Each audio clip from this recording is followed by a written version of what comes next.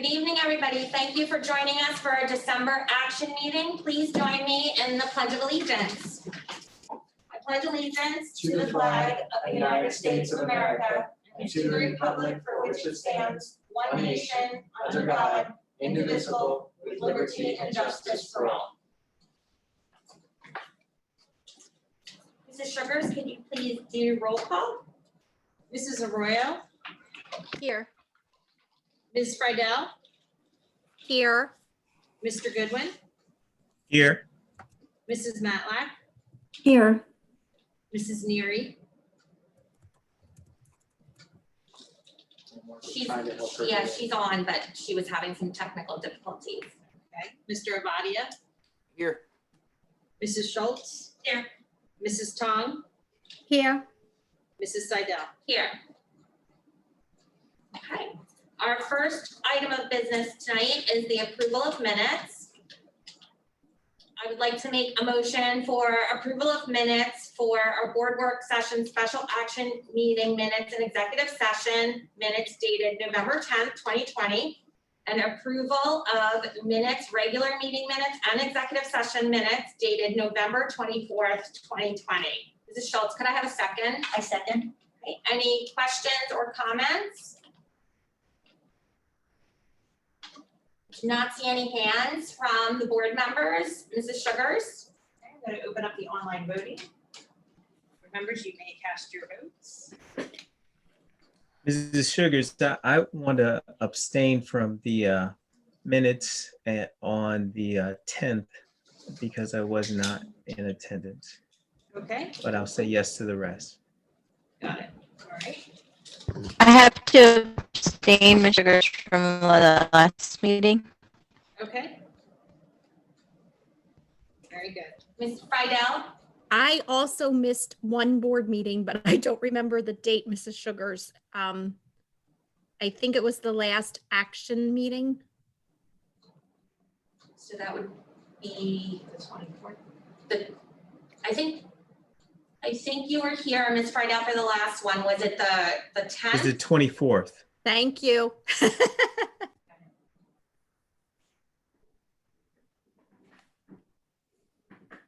Okay. Okay. Any other abstentions? Okay. So next, we have a great presentation, and I'm going to turn it over to Dr. Malash for introductions and to kick us off. Thank you, Ms. Seidel. We're just getting some of the folks in from the attendee side to the presenter side. I just want to make sure that we have everybody. I am very excited because we have a group from our Cultural Proficiency, Equity, and Character Education Committee is presenting this evening. And the primary part of the presentation will be delivered by students tonight. I'm excited to introduce Mrs. Yanel Josos, who is one of our 2 student advocates in the district. Her office is located at High School East, and Miss Ashley Giles, who is the other student advocate that we have in the district, and her office is at High School West. So ladies, as we get ready to get started, can you just take a look? Just want to make sure that we get all the kids that you need to have in are in. I don't see Zoya, Zan, Aliza. Here they come. I see them. Okay, there you go. Thank you.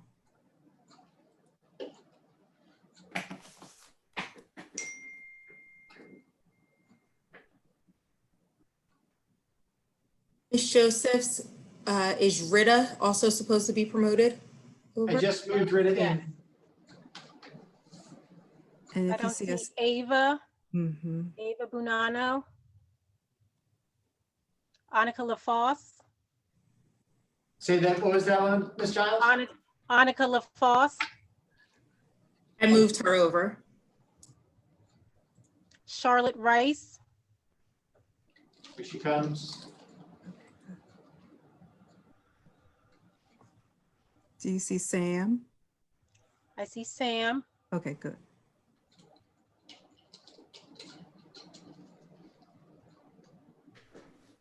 And Sophia. Is she here? Ms. Josephs, what is Here she comes. Sophia's? Angulo? Yes, Yes, Yes. she just moved her. thank you.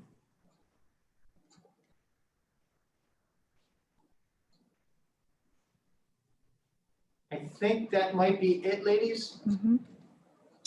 All right, so again, so I'm very excited to introduce you to Ms. Giles and to Ms. Josephs, who are not only our student advocates and active members of the Cultural Efficiency, Equity, and Character Education Committee.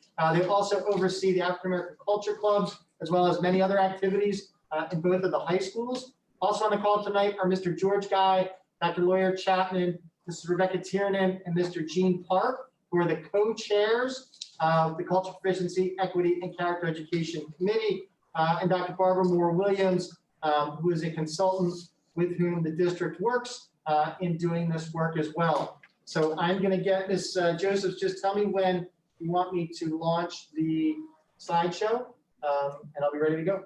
Okay, you may launch, please. Perfect.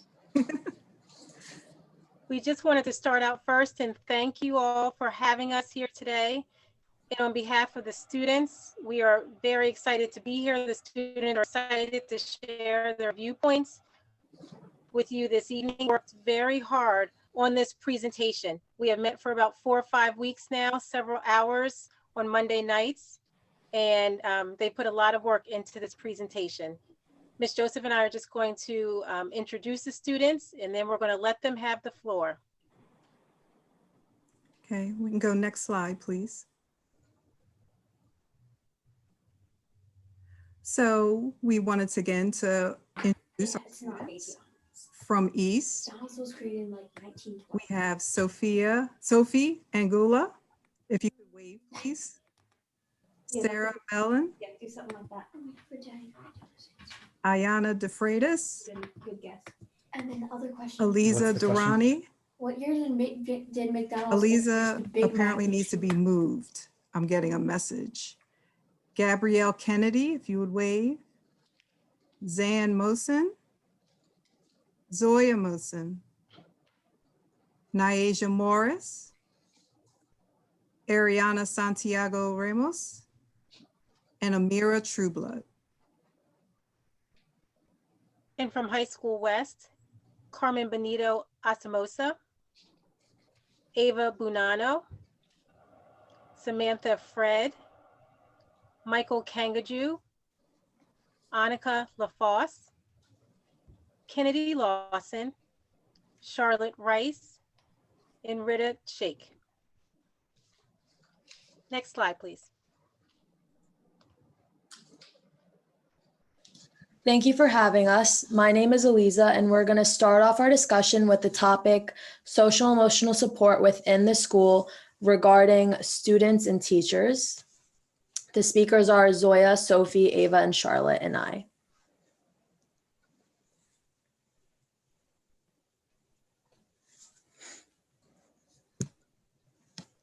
So with these tough times, students may be going through circumstances at home where they just don't feel comfortable showing their homes and having their cameras on in the meets, but this can be really hard when teachers make it mandatory and actually make it class participation points to have your cameras on.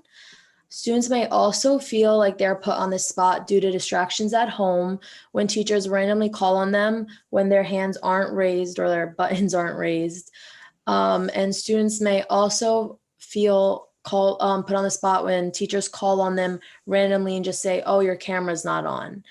I live with 2 brothers who happen to be very distracting, and they might just randomly come in my room and I just won't know. But I'm blessed to say that these are my only distractions. We need to focus and consider the people.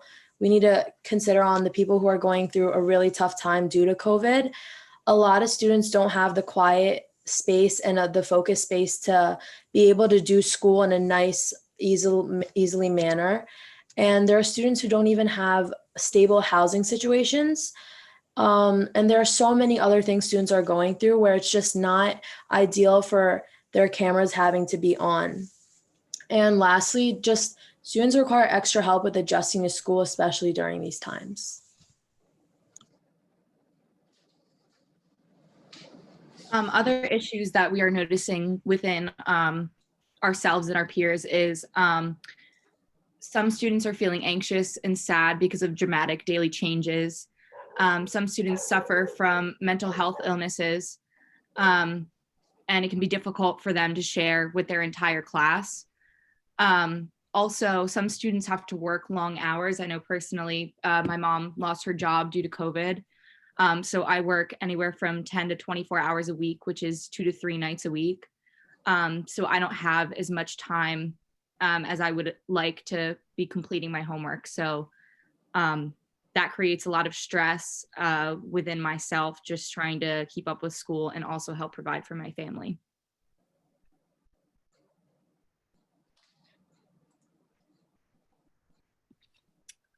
In order to provide to students, teachers should have forms students can fill out at least once a month to check in on their understanding and their feelings during such unprecedented times.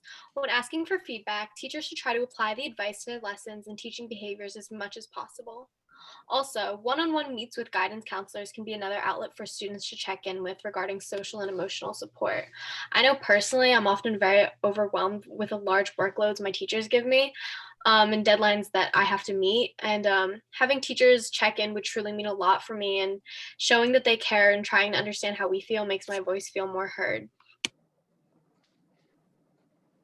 So the next point is referring to how teachers should allow cameras to be off and not take off participation points for it. Some teachers equate having the camera off to not focusing during class, but there could be other factors at play which make the kids want to keep their cameras off. And it's my belief that teachers should be mindful of that, and it would really help if they were allowed to keep their cameras off. Next, teachers should trust that students aren't making excuses if they require more leeway or time to walk through issues and complete assignments. Some students confide in teachers with problems and require extra leniency to turn in work. However, I've heard that from a few students that after a certain amount of time, teachers stop being so lenient and think that the students are faking it if they ask for more time, when in reality, the problems that the student is going through hasn't been solved or fixed, and the students are still struggling. So it would really help if the teachers took that into account, that even though their period of leniency is over, the students are still going through something, and them having that leniency would really be a help.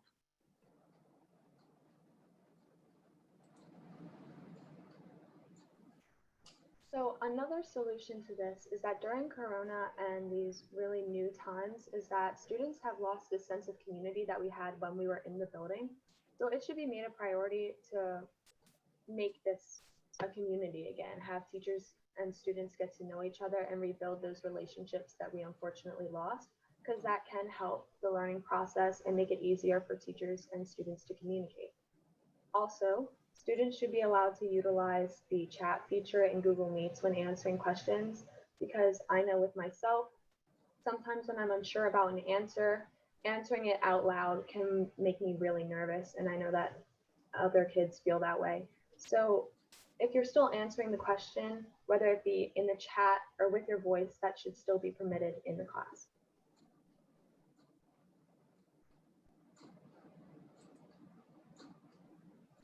So our next topic is going to be talking about how the remote situation has affected performance in classes for most students. The student speaking in this section is going to be Annika, myself, Zan, Ava, and Charlotte.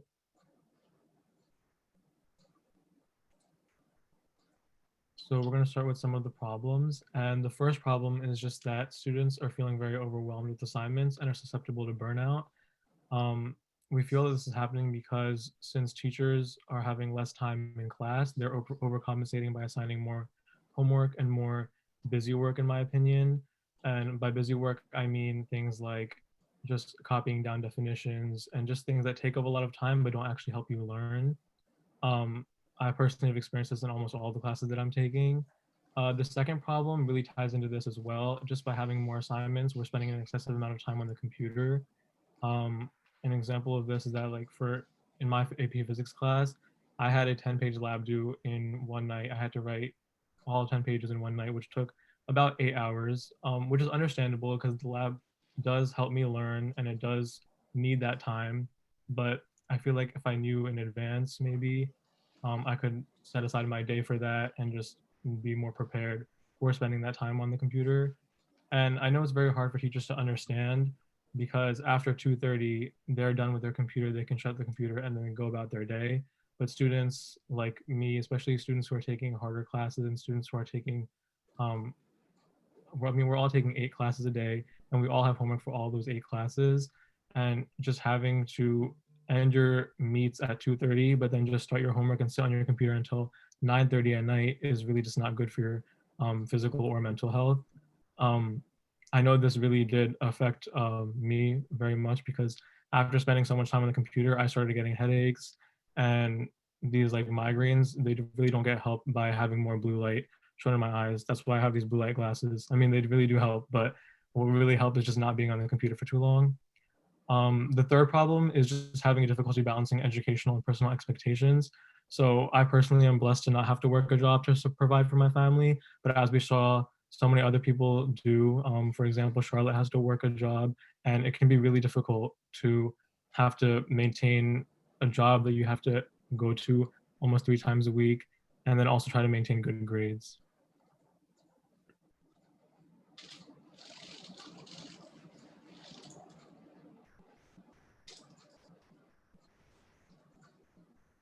So as I was speaking about previously, some students can feel overwhelmed by the constant changes in our schedule.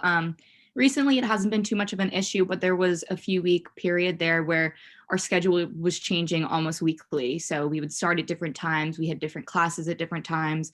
We had a lunch break. We didn't have a lunch break. So I think we recommend kind of picking a schedule and sticking to it just for the student's sake, and preferably one that does have a lunch period because I mean, the kids who are at home, like we still do get hungry and some of us still need a prep period before our classes or just a little break in the day, like Zan was saying about being on the computer for too long. Some of us need a little break to get outside or just eat lunch. And as I was speaking about previously, some students have to work to provide for their family. That's something that I personally have to do. And a lot of students can feel that their circumstances are being ignored by teachers. I know me personally, teacher-student relationships are extremely important to me, especially I had a recent diagnosis with ADHD. So I really like to keep my teachers in the loop and updated, especially when I'm having trouble completing assignments. And in my circumstance, a lot of times teachers are lenient for about a week and they try to help me out a little bit and they give me extensions, but then they don't realize that this is an ongoing issue for me on top of other issues.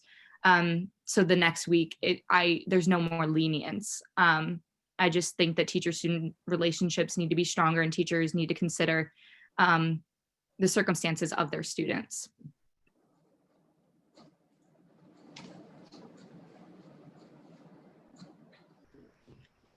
Which, in picking off of what Charlotte discussed in terms of different circumstances, this dips into privacy. At times when students are addressing this with their teachers, sometimes they do bring it up into the class setting, and often that is not appropriate for the teacher to discuss the student's business. In my experience, when discussing matters separately through email or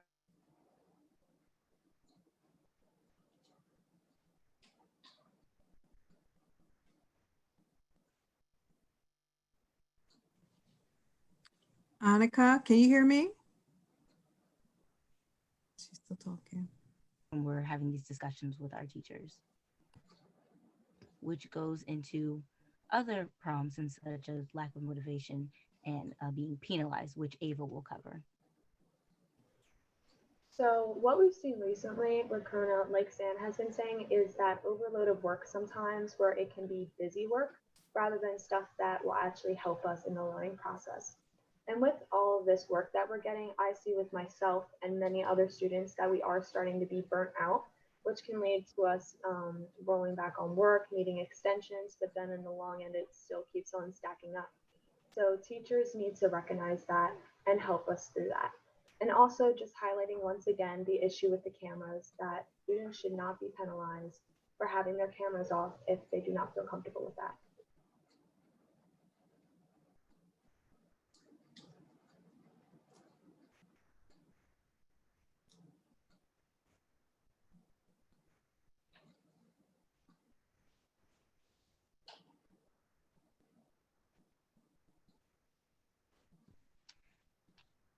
Emphasizing on what Ava was discussing previously, we would like our teachers to post all the notes in the classroom, also include recordings, so that way students can go at their own pace in reviewing all of the information, as well as posting calendars so you could line up all of the upcoming assignments and plan ahead. So if you do have a work schedule, you can still go forward with that.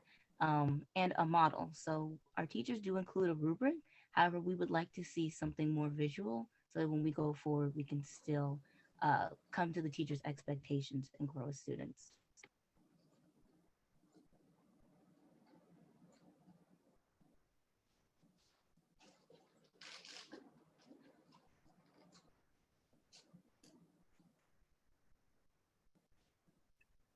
Along with the other accommodations that Annika just mentioned, another accommodation that we think could be helpful for students is having a notification in Genesis for students who have an after-school job or any other after-school conflicts. I know a lot of times teachers have notifications for kids with like allergies or learning disabilities. We just think that this is another easy thing that we could just throw in there that can help teachers be more aware. Another solution that we have is for teachers to not require students to have their cameras on during classes. Elisa talked about this a little bit earlier. Not everyone has the same situation. Not everyone has a private space or a private room to themselves to attend their classes in. And by forcing someone to have their camera on, it can be a really stressful environment. And students feel very pressured to have to like just always have to be looking good and be in a safe place while attending their classes. And I don't think that should stop someone from learning and being scared to attend their classes.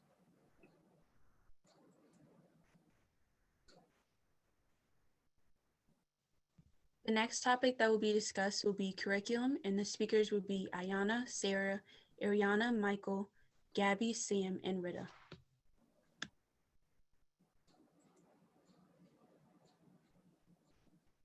So I made a survey, not took a survey on my Instagram account. I have a lot of like people who follow me from East and all around, and I myself calculated the numbers so that I could get the numbers from people who only go to Cherry Hill schools. And I found that 88% of 132 students that answered the survey did not feel represented by the characters and authors of the literature they read in their English classes, and 82% of these students felt they were not represented in their history class curriculum. And a lot of students, I did not exactly take a survey for this, but most people I've talked to feel like the curriculum we have is taught because history and the English is from a whitewashed perspective.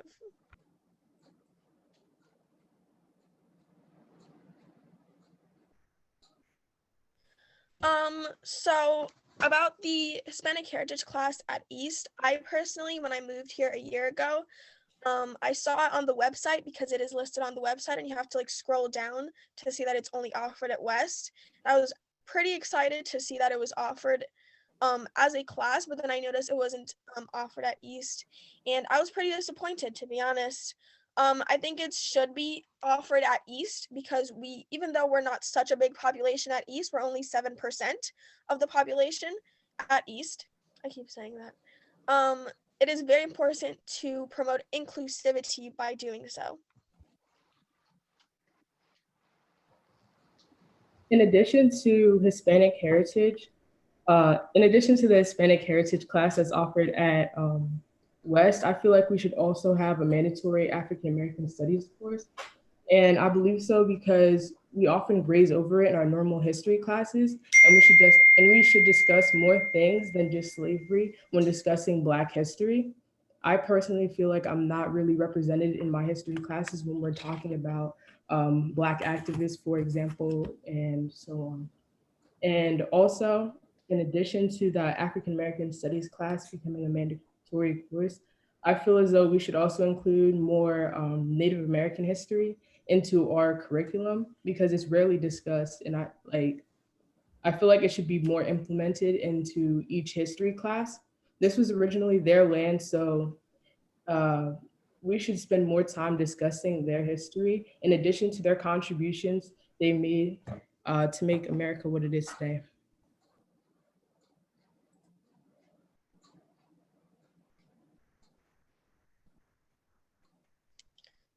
There needs to be, sorry, a lot more representation of minorities in our curriculum. There is barely to no books or representation of African American, Latino, Asian, Native American, LGBTQ, and even women literature in our English curriculums. This year, I have not read any books that are not from white old men. And that's kind of harsh, but it's true. I think there should be books, not just books in our English curriculum, but there should be an extension of the US history curriculum to include all of these minorities because they are such a big part of the United States. It's not just the Mexican War, but Mexican Americans, African Americans, Asian Americans, all of these people came together and created what we know today as the United States, and we should be represented.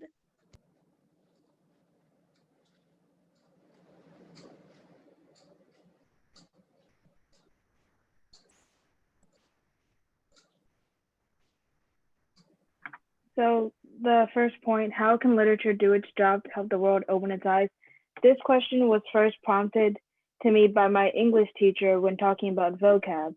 And he used this as a way for us to talk about current events in America right now, but also connected to what our vocab words were.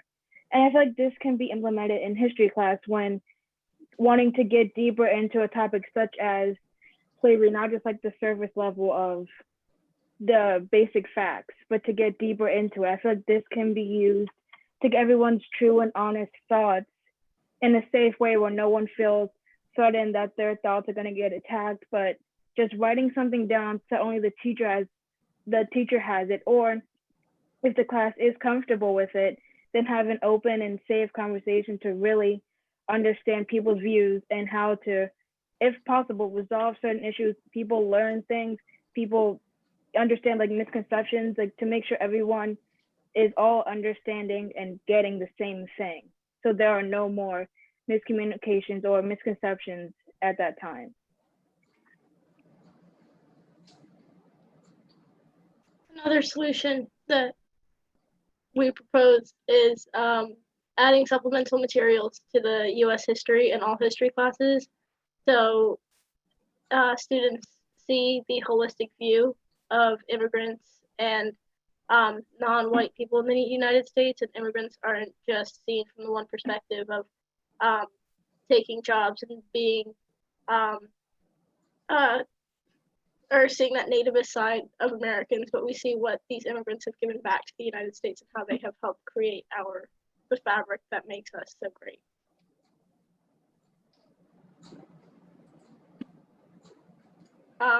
And one way that we can more efficiently use these supplemental materials is by equipping teachers with the tools to have open discussions in classes, because I know I process the material a lot better in my AP and honors classes when the teacher moved away from the smartboard, sat down at his desk and let us talk about how we felt certain things were portrayed, certain things occurred in history.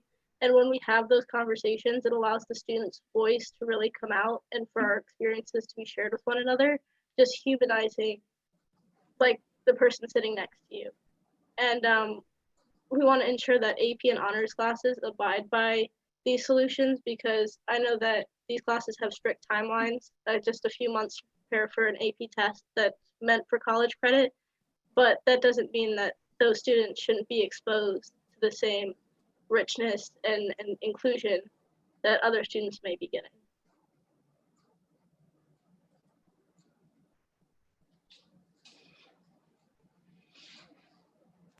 So we asked a few English teachers at East for their suggestions on required books that they would like to see in the curriculum that would include these minorities not only in their characters, but their authors. And here are a few. Number one would be Girl, Woman, Other by Bernadine Evaristo, which is a collection of stories of many Black women in England on all levels of the spectrum of gender, sexuality, and self-identification. The second would be Exit West by Mohsin Hamid, which is a magical realism book that imagines if there were actual magical doors that would transport asylum seekers to safety in Europe. other than having to risk their lives at sea in small boats. And the third one is They're There by Tommy Orange, which explores long-term generational destruction of the Native American people that still exists today.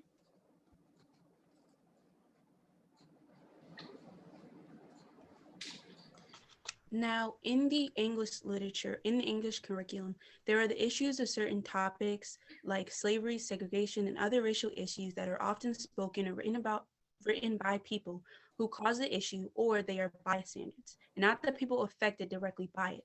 Often books like To Kill a Mockingbird do not directly show how the people affected feel and how their lives are changed and altered. Another is the issue of the notions of books showing a white savior and stereotypes of African Americans and other races and ethnicities. Often books like Huckleberry Finn continue the stigma of a stereotypical characteristic of a certain group of people that are often incorrect and damaging. When I was reading Huckleberry Finn, I was very at ties when I was reading certain parts and I saw that a 12, 13-year-old boy was making decisions for a grown Black man. And it just made me feel sort of kind of damaged and discouraged to really speak my mind and kind of be okay with my beliefs, because I felt at times that we have to follow what a certain group, or not the minority group, has to say or think.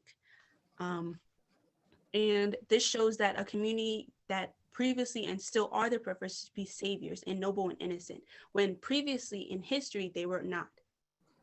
These book suggestions like Maya Angelou's I Know Why the Caged Bird Sings, Mildred D. Taylor, Roll of Thunder, Hear My Cry, and Jasmine Ward, Sing Unburied Sing, they help combat these issues and help students better understand the topics that they need to be enlightened on. And they also have people of color to be the main character.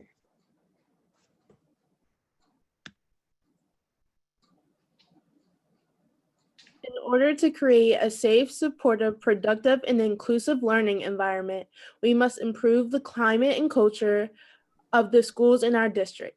The students presenting this topic are Gabby, myself, Nye, Kennedy, Annika, Rita, and Zan.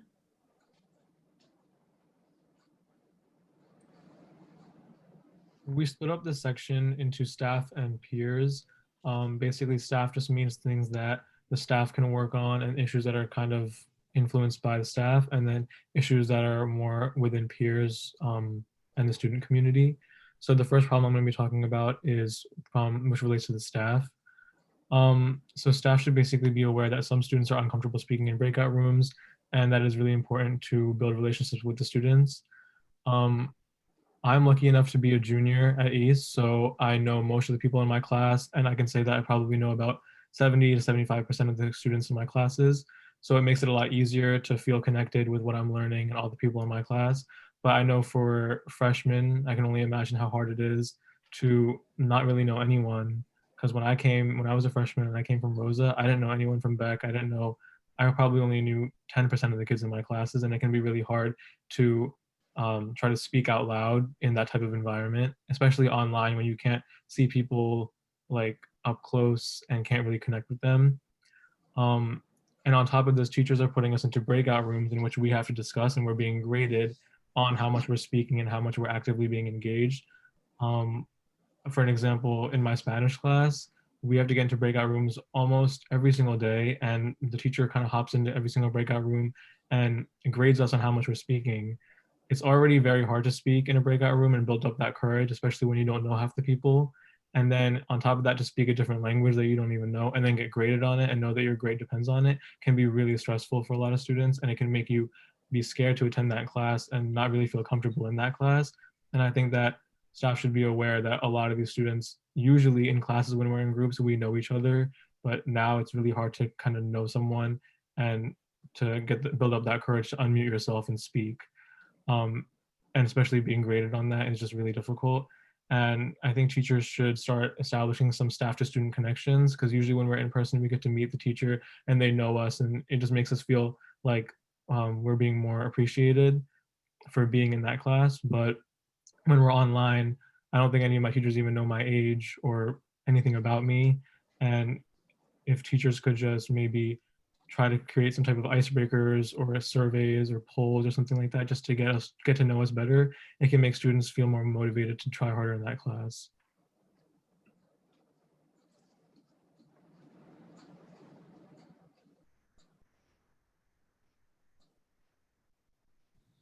So another point that we felt could improve our districts and our schools' climate and culture is a better organization in new student procedures.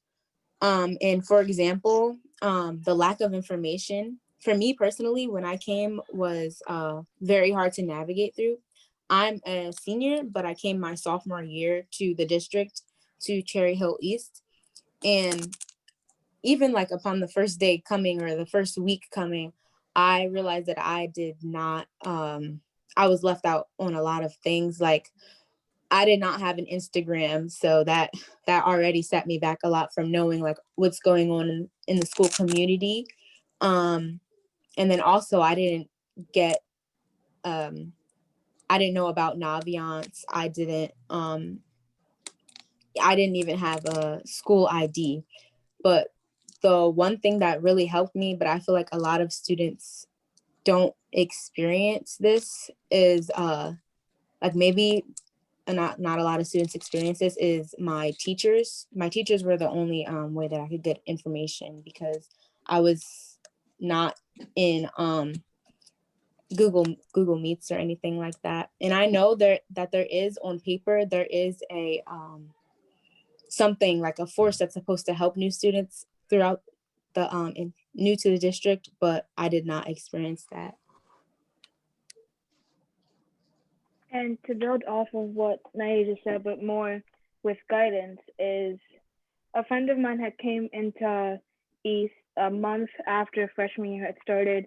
And during the first month of freshman year, she missed when guidance came to our health classes and talked about how to get assigned into our college accounts, how to set up Naviance meetings and check our SAT scores, when we would need that when we're juniors right now. But it was just last month, I was on FaceTime with her, and I was talking about my SAT scores, and I just checked them and then she said that she had never gotten her account. She didn't know how to sign into Naviance. She didn't know how to create a college board account. She didn't know how to schedule her college visits. She didn't even know how to check her SAT scores. She knew none of that. And she's a junior now, and she needs that stuff, especially now when we're applying to colleges. And I feel like no matter how late a student comes into school, they should at least be given the basic necessities of how to contact a college, how to schedule meetings, how to navigate college, because college is so important, especially right now when we're a little disconnected from everybody. I feel like if she would have had that, she wouldn't have been worried about how to check her SAT scores, how to like even schedule, like how to schedule SATs. She knew none of that. So I had to teach her that myself. And it was very hard to teach her over FaceTime because I wasn't there to physically help her. And I feel like if the guidance had physically helped her, then she would be so much better. She would have been better off. Also, to add to Nye and Gabby's point, I was a new student my sophomore year, and I transferred in the middle of the year, and I wasn't given the map. I didn't join my grade level Google Classroom, so I'm missing out on all that information. I never had joined Naviance, and I still don't know how to like ask my teachers for recommendation essays for college. Another issue that we saw while we were talking collectively was that a lot of minorities are discouraged from performing at the best of their ability. And we as students have our strengths and our weaknesses, but those should not be exploited by staff to not recommend us or discourage us from taking higher level classes.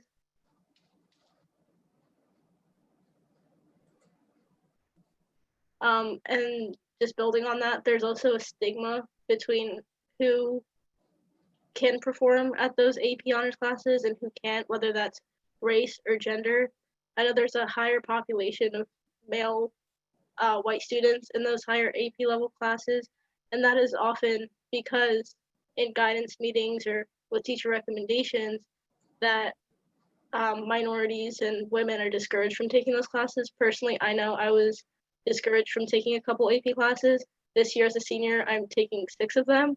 And not one of the reasons that I was discouraged from taking an AP class was, oh, you're taking too many. It was, I think you would be better here, where the other 3 years of my high school career, I had only taken honors and AP classes.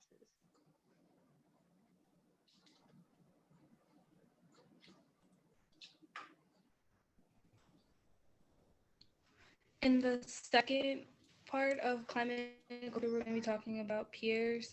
Peer-to-peer contact to reduce the use of the N-word and other racial slurs. I remember coming from Woodbridge Township, moving to Cherry Hill, and like my first week of Carusi, I came like 7th grade. I got called, a ghetto black girl, and it kind of hurt because, nobody really knew me and I didn't present myself as that.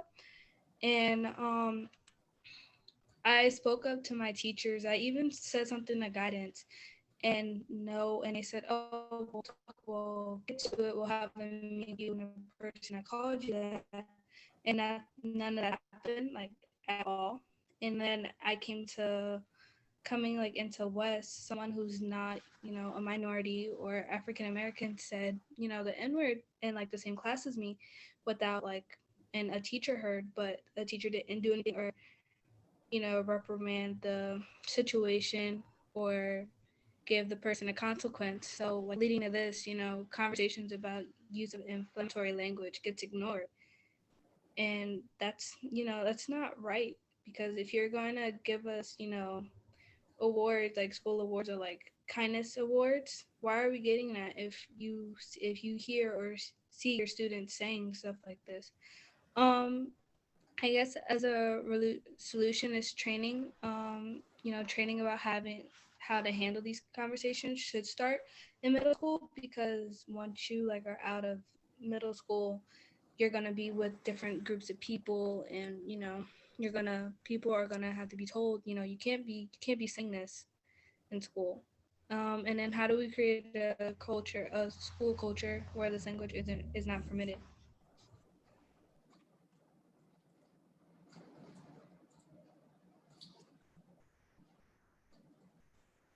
I moved to the mainland, as we call it, when I was 10. I didn't move directly to New Jersey, but I did move to Connecticut.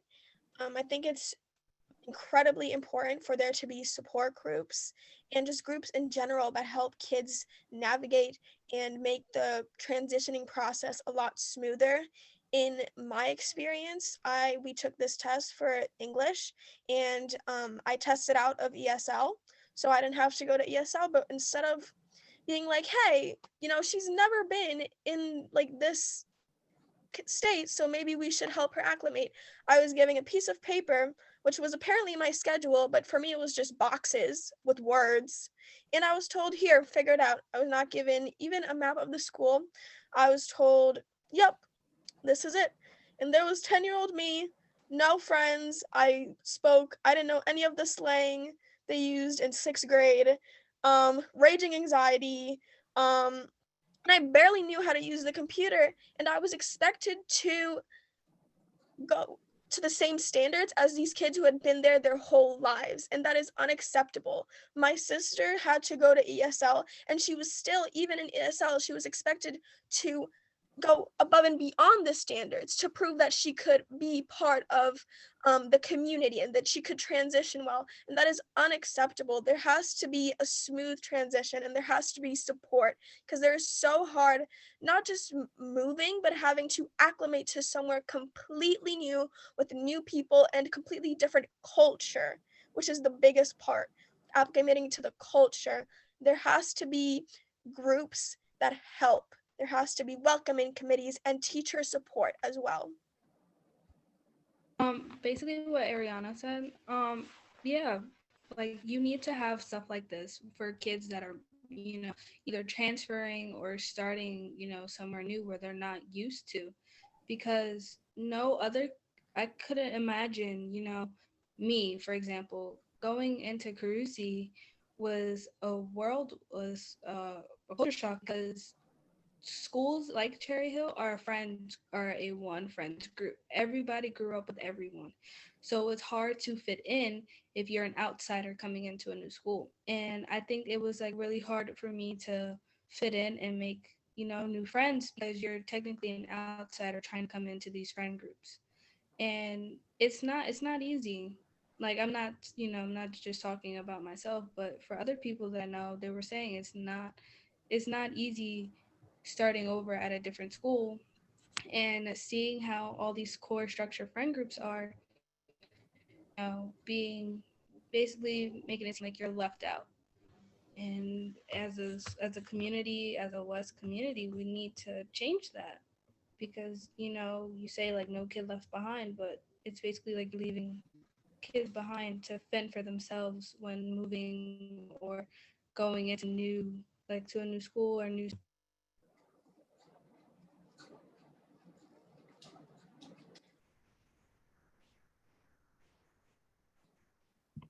Another solution we have is a welcoming committee and club, which would be a group of both faculty and students. And for the students portion, the students could really give a great insight from a student perspective. Like they could explain the schedule, how they navigate Google Classroom, and how they find the different wings, because both East and West are huge. And not having a guide, it was really hard for me to find all my classes. I didn't even understand how a study hall works or how homeroom works. And their insight would have been really helpful.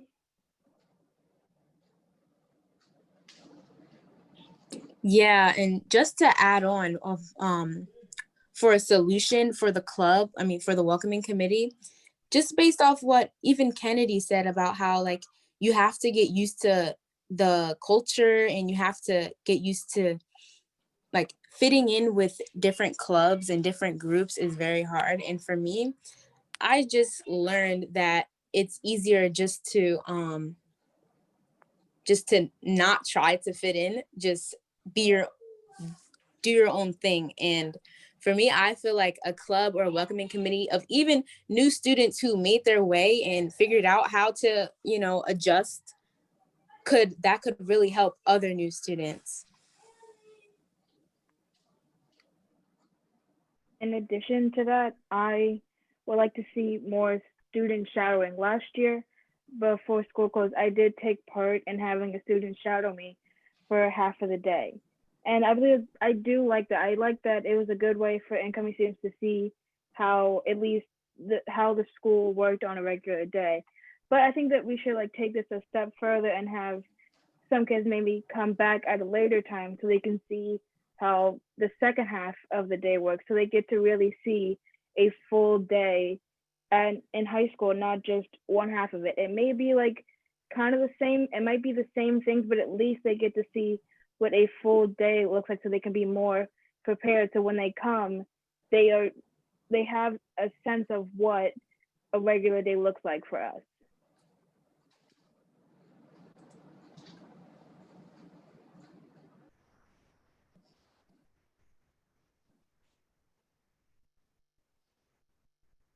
So our next section is student discipline, and the speakers are myself, Retta, Sophie, Eliza, and Zoya.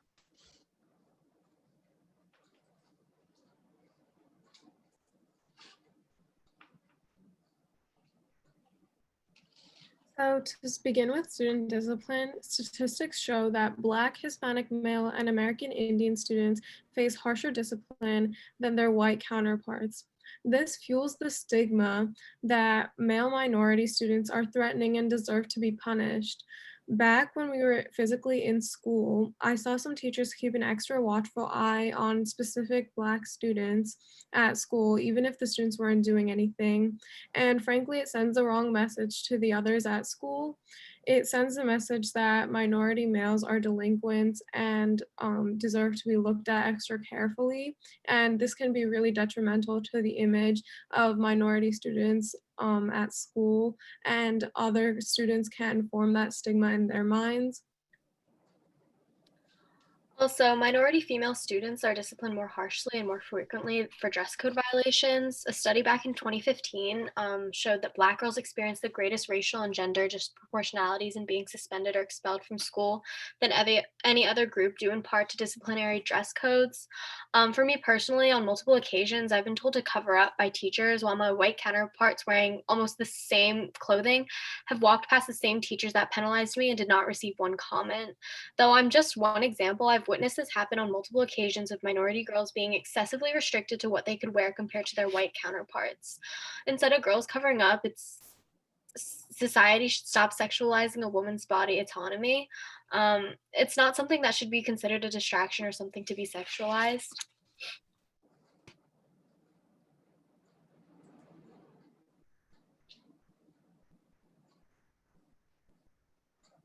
So, students will utilize their voice to interrupt the status quo. I feel like students should not feel pressured to stay silent. And honestly, that's the environment we live in. I hate to be that person, but the society we live in. You know, growing up, I was taught if I ever face something like that, and I have many times, you shut up, you walk away, and you don't react because you never know what's going on in that person's mind. But I think it's important to encourage people to speak out and let them know it's okay to speak out, and you will support them. Also, I've heard about restorative practice. This was used at West last year, I believe, and I heard it worked substantially among the students.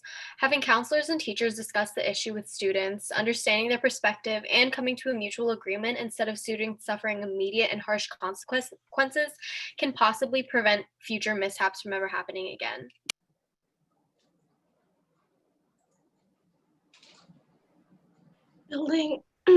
Building on that note about restorative practice, school isn't for everyone, and this is a point that we need to understand, because our world wouldn't function if school was for everyone. If this pandemic has taught us anything, it's that frontline workers, people that we take for granted, such as trade workers, are really important.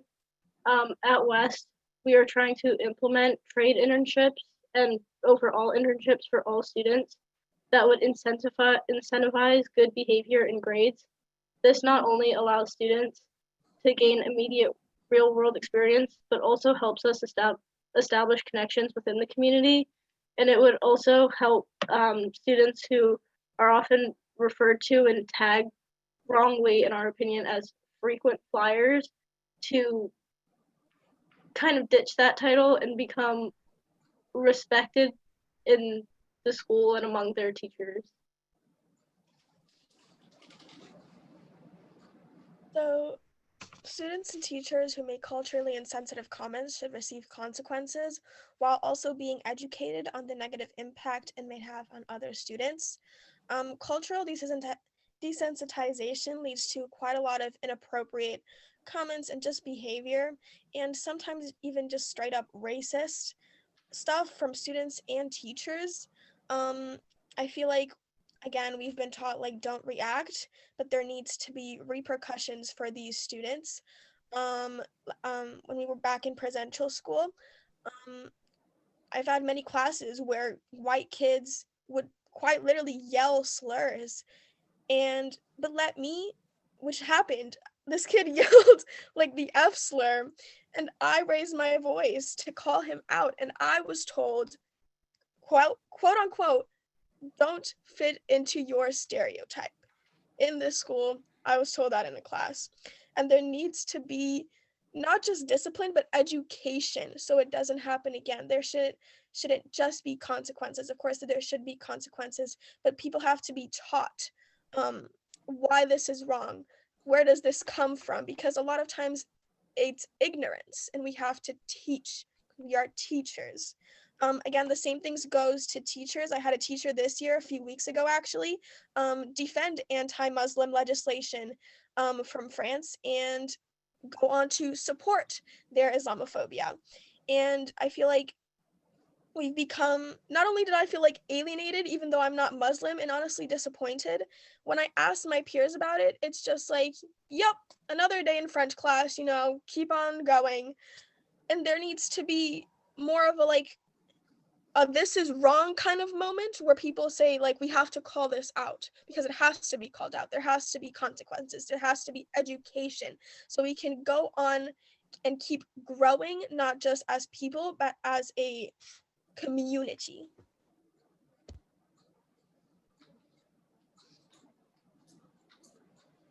Another solution is students should not be looked down upon for speaking out, no matter how big or small the issue is. As long as they're doing it peacefully, students should have a right to freedom of speech.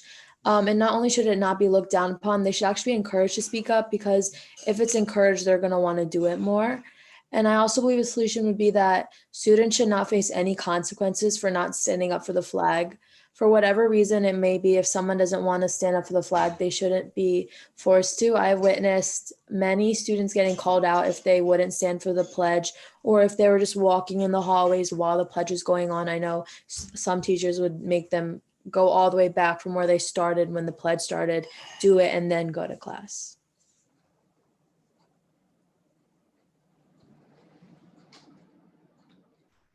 As you can see from our presentation, students have many concerns in which we are understanding that there are many steps required.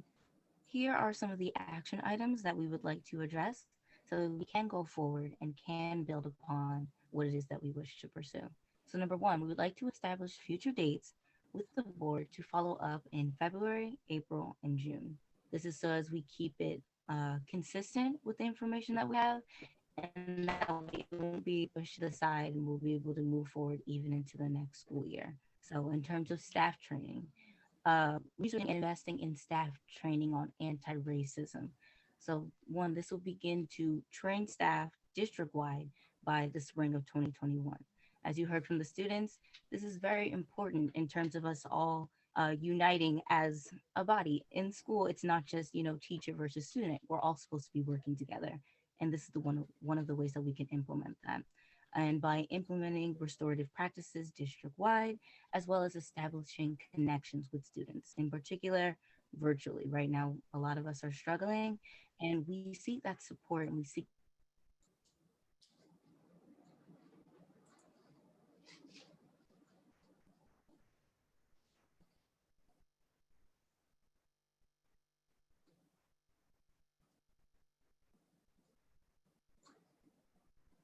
that some of my teachers have given me that opportunity with discussing with them some of the things that I've been going through or how I think about it. Personal discussion time is very helpful. And during the school year, teachers should give students more leeway time.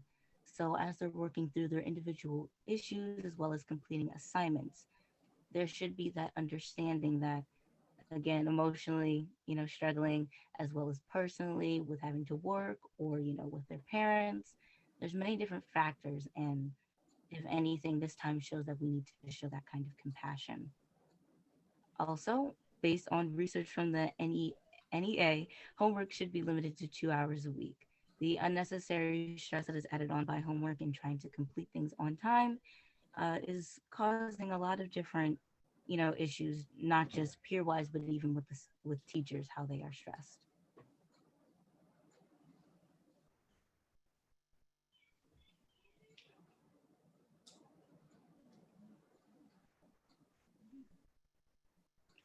In terms of climate and culture, so make sure students aren't penalized for not having their cameras on. A lot of students made a point of saying they are uncomfortable, they don't feel as confident when they're forced to show their face. I mean, we all have a lot of our bad days and we don't always feel our most confident. So with keeping that in mind, if we want to encourage students to, branch out.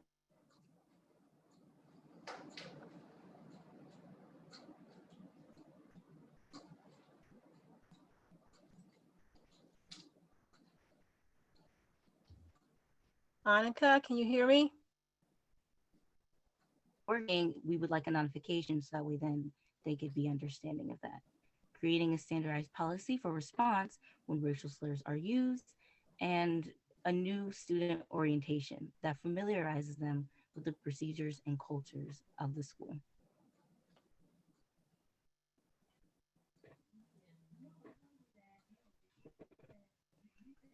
And now going over Next, the curriculum. Oh, No, go ahead. I'm sorry. Sorry. Next, in terms of curriculum, we would like to ask for a Hispanic Heritage class at East by fall 2021, because we do have an African American Studies class, but I feel like Hispanic Heritage will allow us, especially people in the U.S. or people in this town, to better understand, the Hispanics and also just our heritage and how they connect with us. Next is the mandatory African American Studies class as a graduation requirement, starting with the class of 2023. This is mandatory because a lot, as Sarah had said and Ariana had said earlier, we do not get enough knowledge about how African Americans in those times had helped really shaped America. And it's kind of breezed over in US history. And we would like this for it to be mandatory. That way people can better understand. Next is we like to include Native American history in the US history curriculum because, as I said before, with Native American history is often breezed over and we do not get enough knowledge about them. And we're often without it. Another thing is that we need to add more minorities to the English curriculum reading list because oftentimes these writers that we are reading about or listening, they are often old white men, had Ariana has said earlier, and we do not have a better connection with these books. Having people who are, female, more female, and then also of other ethnicities and races helps for us to better understand the topics that these books are supposed to be discussing.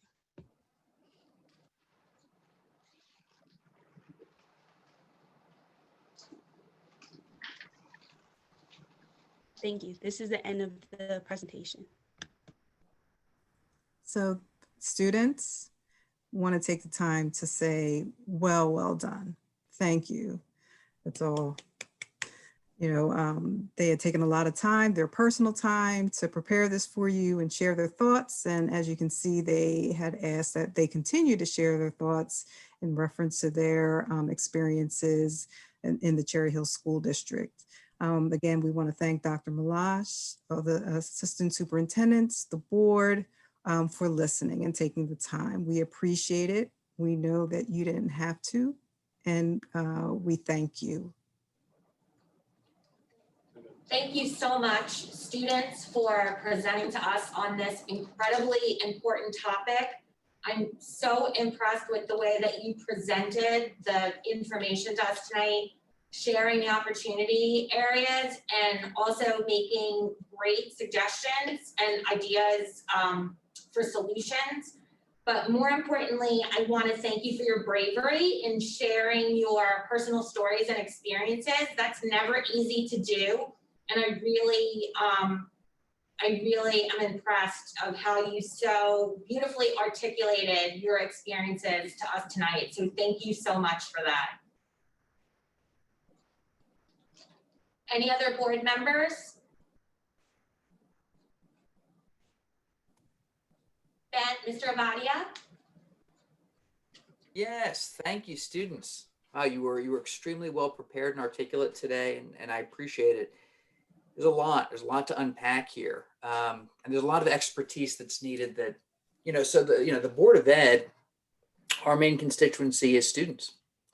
And yet we're not students. Well, we're not students at your ages anyway. There are things that I think we can look at in the near term. I mean, we could probably get together something on cameras, for instance. By the next time we see it in February, there's stuff that's much more complicated. But the good news is we have a lot of professionals around to help guide some of this. A couple questions I have are, what I think just on the rough cut, we're not doing the job we'd like to do, because I hear a lot of trauma and I hear a lot of unfairness in your experiences, and that's very real. And as our main constituency, I'd like to see us as a board do better for you. And so we're going to need some help in thinking about what that means. Off the top of my head, I think that thinking about where we can allow options. For instance, with summer reading, there are always options of things to read. Maybe not everyone has to read the same books, but maybe we could get more diversity and more voice and more familiarity and allow that choice in stuff like that. That's something I can do, but I'd love to see administration help guide some of those discussions. I know there are pieces that are state mandated. And what I hear you saying is we're not as far as we should be by our state mandates on LGBTQ curriculum pieces, as well as the Amistad. And so, you know, that's something that someone much smarter than me has to do. So I think probably Dr. Mahan and Dr. Malaj have a lot of good stuff. But the biggest thing, just hearing you and your hearts today, is I'd like to do better for you and figure out how we can make some real progress this year together. I love some of these ideas. They're so well thought out. Some of it will take time, but, you know, I appreciate you're spending the time to be on this journey with us, because we can, you know, I know you're 11th and 12th graders, so you've had a lot of experience in the schools, but we'll endeavor to with your help do better for this institution. So I really appreciate it. Thank you so much. Thank you, Mr. Abadia. Mr. Goodwin? Yes, I also just really wanted to thank the student, as well as Mrs. Joseph and Mrs. Giles for putting this presentation together. This was really, really excellent. And not only identifying some of the issues and problems, but also identifying possible solutions. And I really appreciate all the work and effort that you guys have put into this, because this is so important to making sure that Cherry Hill School District is a premier district for all of our students. And I really appreciate you guys putting yourself out there, sharing personal experiences, because you're really going to impact and really help to impact the district really being able to provide for all the students. And I just want to thank you for the time and effort that you put into this.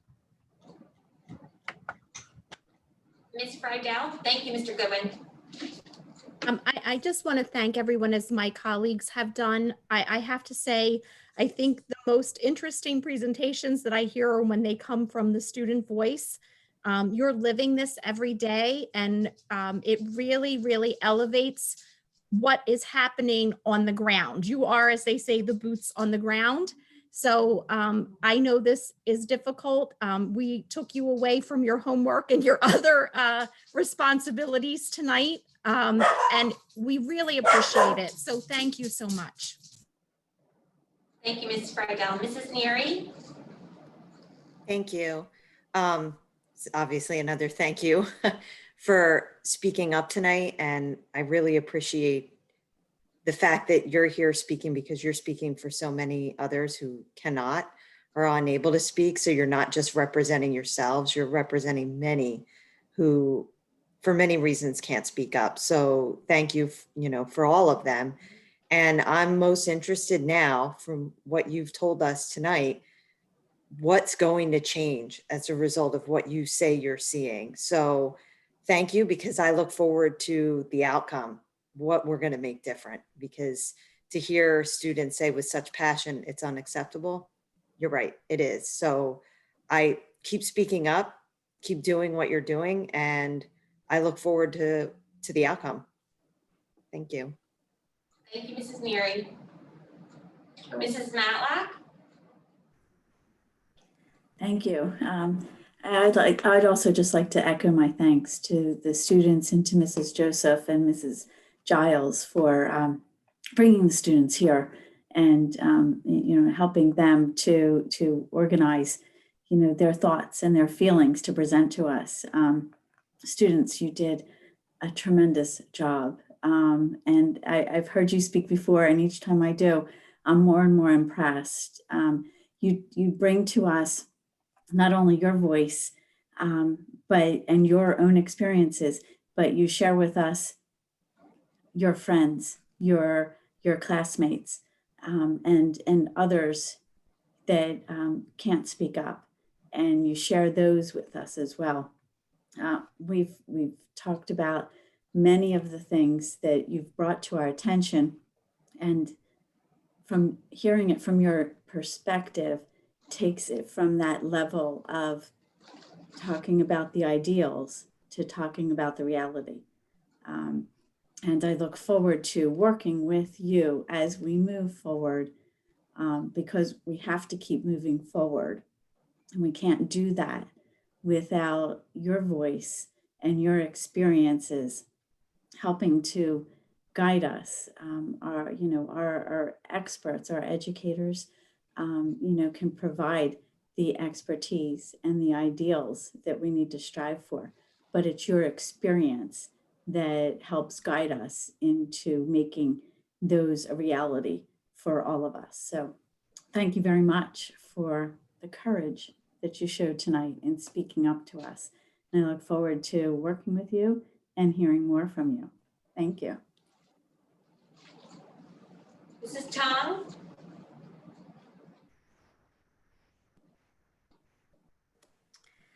Oh, I just want to say thank you to the student who presented. I think it touched my heart as well. I went through that experience. I guess I'm an immigrant myself. So I got a feeling that we all have to go through that understanding and how we can implement more. I guess culturally, there's a lot of differences from one to the other. We should put all inclusive of others' cultures as well. I think that's very critical. I definitely can feel for a lot of students, from the one that works, the one that came to new schools, 10-year-old coming to USA, finding out that, I don't speak a word of English and I just got in and I'm like, it is tough. So definitely hear from you guys will open my eyes and hopefully we find a better solution to help our kids. And that's the main thing. So your concern is just as important to me in helping our school have a better environment. I mean, thank you for your input. Thank you, Mrs. Tong. Okay. So I also want to thank Mrs. Giles and Mrs. Josephs, and especially all of the students for the time that they put into this presentation.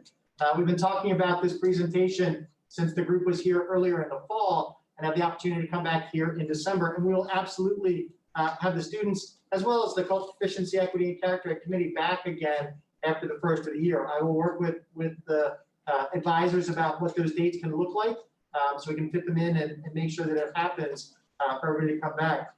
I'm a firm believer, and most of you, if not all of you, know this, in the value of authentic student voice, and in truly hearing what the students believe, what they feel, and what they are experiencing.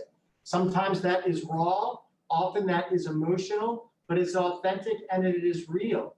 And I think taking everything that the students said at face value about their experiences and looking at the suggestions that they make about next steps is one of the most powerful things that we can do as the adults. Honestly, as the presentation's going through, I'm writing notes down. I can't wait to follow up with Dr. Perry and with Dr. Morton, with the new principal, with Ms. Giordano at the alternative high school, with our middle school principals about what's going on in the buildings. I will tell you, part of my expectation after the first of the year is that the staff members at all of our secondary schools are going to watch this presentation and listen to the words that were used. Because I believe everybody needs to see this and they need to hear it and they need to understand what it is that's taking place. There are some things, and I love Dr. Mahan follow up about the curriculum stuff, after the first of the year. Thankfully, some of the requests and suggestions you've made, the district is already moving forward with. There's a lot of building-based things that absolutely can be done, that absolutely need to be done. And it's through the use of the student voice and for you all stepping forward, as so many of the board members have said, to be expressive and to share your perspective, that truly we will make that impactful and lasting change. Our role is to provide an education that goes with the students, not something that should be done to you or something that should be done for you. This is something that must be done with you. And as partners in what we're doing to move forward, because we need your voices in the schools as well. We need you as we continue to change things and move things forward to be the voice, to be the ones, to be the people who are involved. You are the ones that are truly continuing to make change within our school district.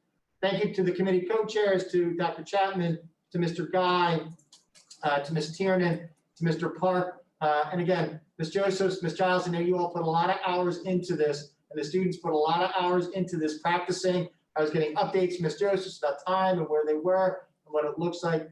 We're just incredibly grateful that you're willing to spend the time with us on a Tuesday evening, and we'll definitely have you all back again after the first of the year.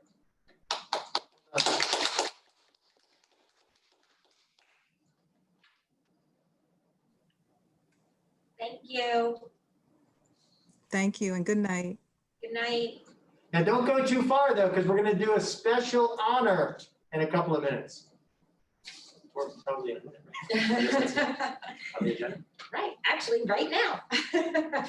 All right, so while our students are still on and many members of the Cultural Proficiency, Equity, and Character Education Committee, I just want to make sure that Dr. Chapman is in on this side of the meeting.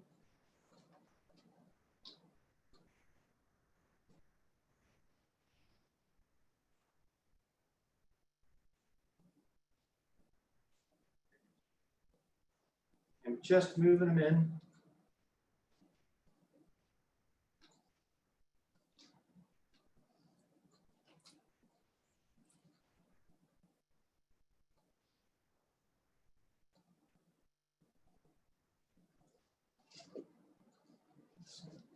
Dr. Chapman, can you hear us?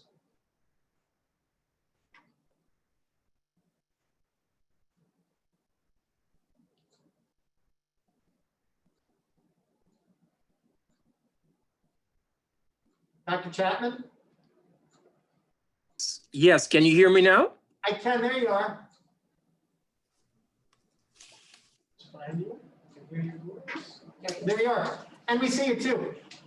Thank you for joining us, Dr. Chapman. So the board wanted to recognize Dr. Chapman this evening. Many of you, I think, know Dr. Chapman, but some of you may not.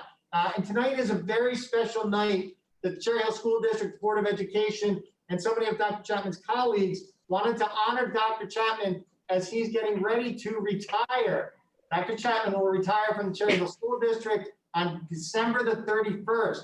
So he only has a little bit of time left in the district with us. But we wanted to honor him specially because he's completing his 62nd and 1/2 years in public education. 62 and 1/2 years in education as a professional. And I would like to point out some highlights and some things that Dr. Chapman has done during those 62 and 1/2 years as an educator. First, a little bit about his background. Dr. Chapman's bachelor's degree is in math and physics. He has master's degrees in secondary education and mathematics, and he has his doctorate in educational administration from Temple University. Dr. Chapman, during his time in Cherry Hill, which is more than 25 years that he's worked in Cherry Hill, he has served and is currently serving as the principal of the alternative high school. He spent 3 years as the principal of Cherry Hill High School East. He spent 9 years as an assistant superintendent in the district. He spent 3 years as an assistant principal at Cherry Hill West. He spent 6 years as the principal of Thomas Paine Elementary School.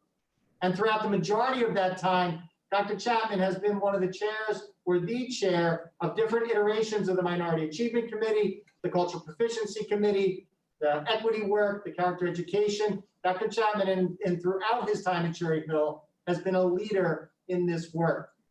Before Dr. Chapman came to Cherry Hill, he actually worked as an assistant principal in Paulsboro at Paulsboro High School. This was all after he had retired from a full career in Philadelphia.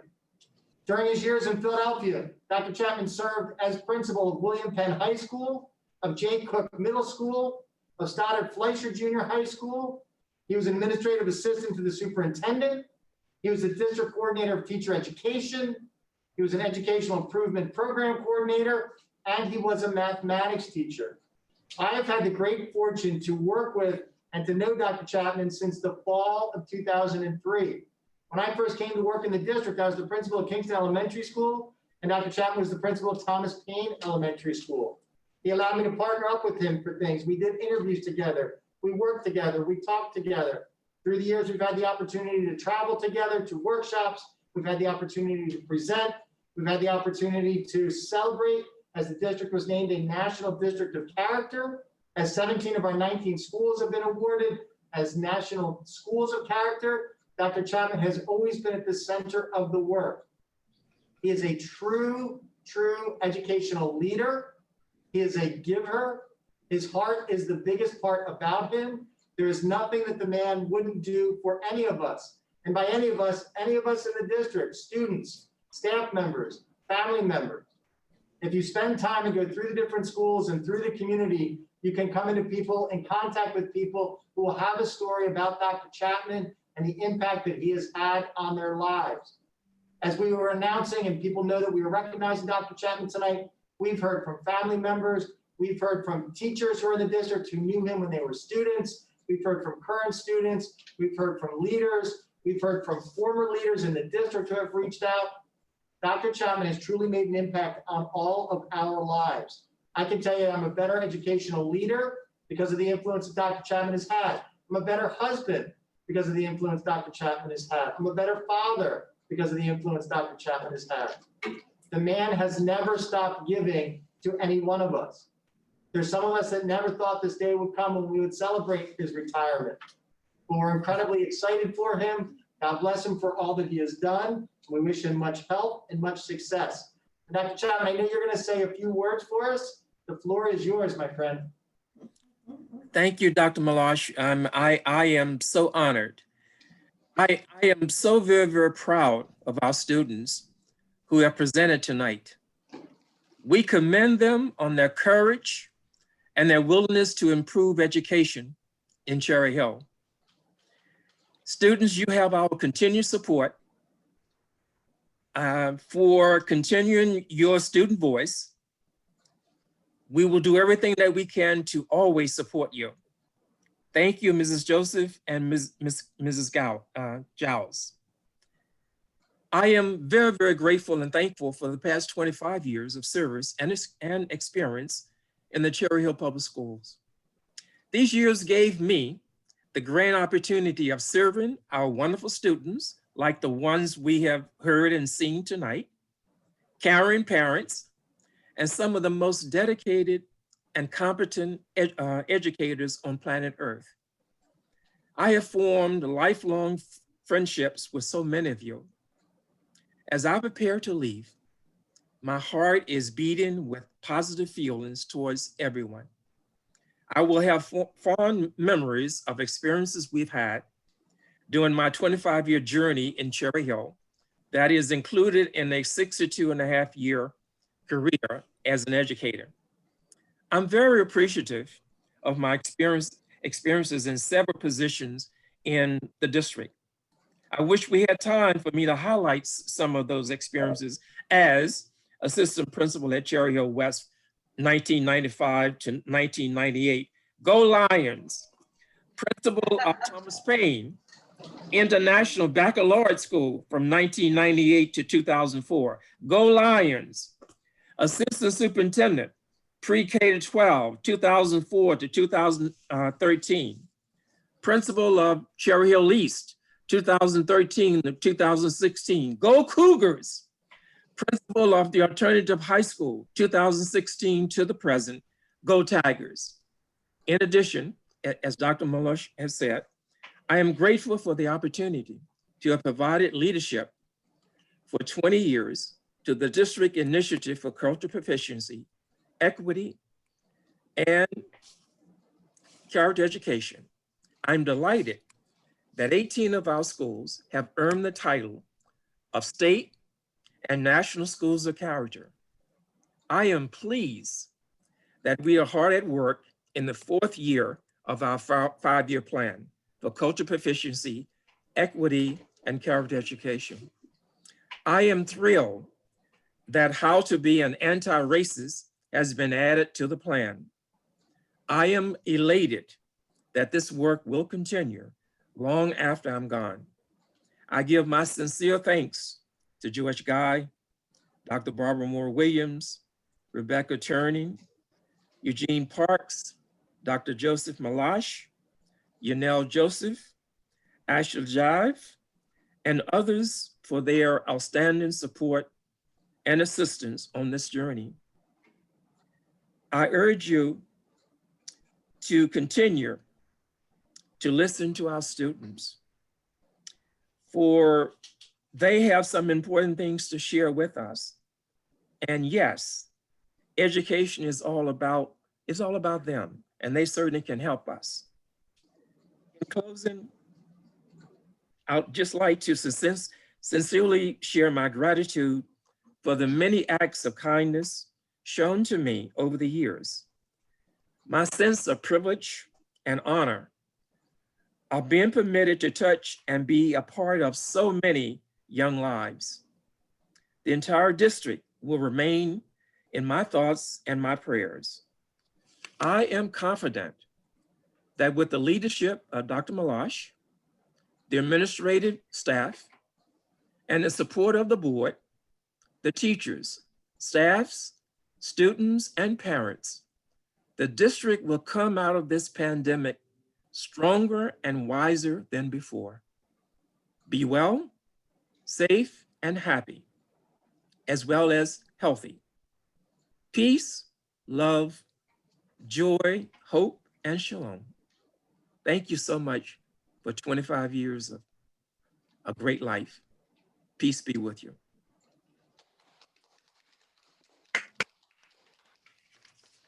Dr. Chapman, on behalf of the board and the district, we have this little statue. It says at the top, inspire, is very large on the top because that's what you've done for all of us.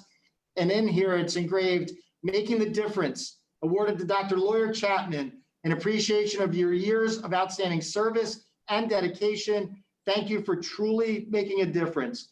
Cherry Hill Public Schools, October 1995 through December 2020. And when I see you either tomorrow or next week, I will bring this down to you. So thank you, Dr. Chapman. Congratulations. Thank you so very, very much. And thank you to the board and to everyone on this meet tonight. Congratulations, Dr. Chapman.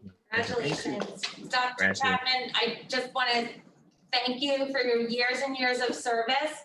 I know I've had the pleasure of knowing you for many years now, and you've always had a kind word and a smile every time I see you.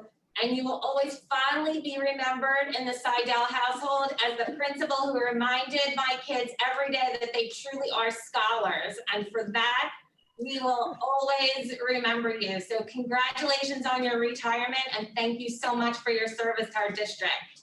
Thank you. Thank you. Any other board members? Just congratulations, Dr. Chapman, and be well. Thank you. Yes, I too just want to reiterate just how much I truly appreciate all the work you've done in the district, all the work, all the help you've given me personally, our conversations, and just when I had issues or whatever, just your advice. And I just really respect you. I think you've just been an awesome leader, awesome educator, and just a great friend. And I just really appreciate everything you've done. And I just wish you much happiness and success in whatever you decide to do next.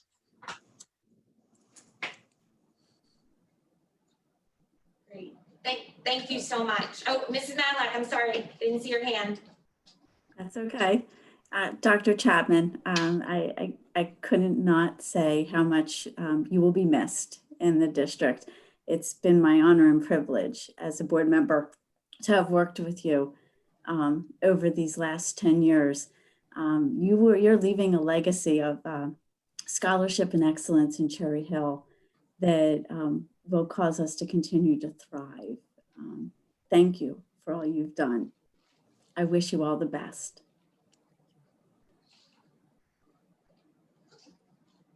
Thank you so much. Okay. Okay. All right, thank you all, and to our presenters, thank you very much. We're going to start the process of moving our presenters from this evening back over to the attendee side. So you may see a bit of a transition, but you'll slide over to the attendee side. So thank you again, well done. Thank you, Dr. Chapman. And now, good to go next, please. Yeah. So we also have two other folks to recognize this evening for board recognition. We have two outgoing board members.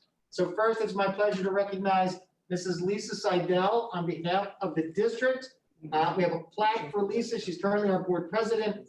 It says the Board of Education, Township of Cherry Hill, presented to Lisa Seidel in appreciation for service to the children and citizens of Cherry Hill, January 2015 through January 2020. Thank you so much. You are certainly welcome. Thank Tonight is Lisa's last regular board meeting. And would you like to say a few words, Sure, Mrs. Seidel? I sure would. Thank you so much, Dr. Malash. First, I have to thank the community for your support in electing me to serve on the board for these past 6 years. Secondly, it's been an honor to serve with my board colleagues, those sitting at the table today and others whose terms have ended.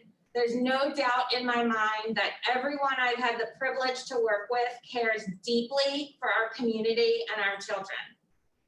Eric, I know we privately traded messages, but I have to say publicly what an honor it has been to work with you over the past 6 years. The board has some big shoes to fill with your retirement.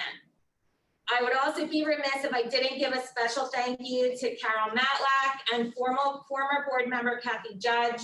They both inspired me to follow in their footsteps, from local PTA leadership to zone PTA leadership, finally to the Board of Education. I've been fortunate to have these two amazing women as mentors over the past 17 years. I recently conducted a new board member training session where we discussed what you wish people knew about board members. For me, that's a really important discussion, but it needs to be bigger. So tonight, I wanted to share a little bit of what do I wish people knew about Cherry Hill Public Schools. Over the past few years, I've witnessed an increase in negativity, particularly on social media, that overshadows district successes that I have had the pleasure of experiencing. Wins that we all should be celebrating, accomplishments that should be shouted from the rooftops of our community. For example, graduation day is by far the most fulfilling part of being a Board of Education member. Our district has two distinct but equally beautiful ceremonies honoring our high school students. It's hard not to be moved by the sheer number of students that we prepare each year for college, career, or the military. But even more fulfilling are the stories I hear from former students and parents after graduation. Messages that speak to how prepared the recent graduates were for life after high school, how teachers and staff have made an impact on these students and inspired them to reach for the stars. This is what, as a community, we should all strive for. If you're a parent of younger children, I know sometimes it's hard to see this far into the future, but ultimately the goal of the district is to prepare our children pre-K through 12th grade, for life after Cherry Hill Public Schools. And we do an amazing job at that. Shortly into my first term, I attended a weekend-long board training. From the second I put on my little name badge that said Lisa from Cherry Hill Public Schools, I experienced what I can only imagine is the closest I'll ever come to rock star status. Everyone wanted to mingle with the board members from Cherry Hill. Everyone wanted to ask me questions, talk about a specific program we were doing, ask for my advice. The presenters all referenced Cherry Hill when they needed examples of districts doing great things. And this went on for 6 years, each and every time I had the pleasure of representing the Cherry Hill Board of Education out in the world. Cherry Hill is a beacon for other districts. We are who they aspire to be. Over the years, I've heard from parents on the sidelines, community members in the grocery store, neighbors while out walking the dog, sharing amazing stories about our principals, our teachers, our programs, and our students. It's easy to fall into the trap that nothing positive is going on in Cherry Hill, but it's simply not true. I encourage you to seek out and celebrate all that is amazing in our district. 11,000 plus students, 1,700 plus staff members, 5,500 plus families, and 19 schools is an enormous responsibility, an enormous ship to steer. And the fact that our schools, students, teachers, staff, and administration continue to win local, state, and national recognition is a crowning achievement that should be celebrated each and every day.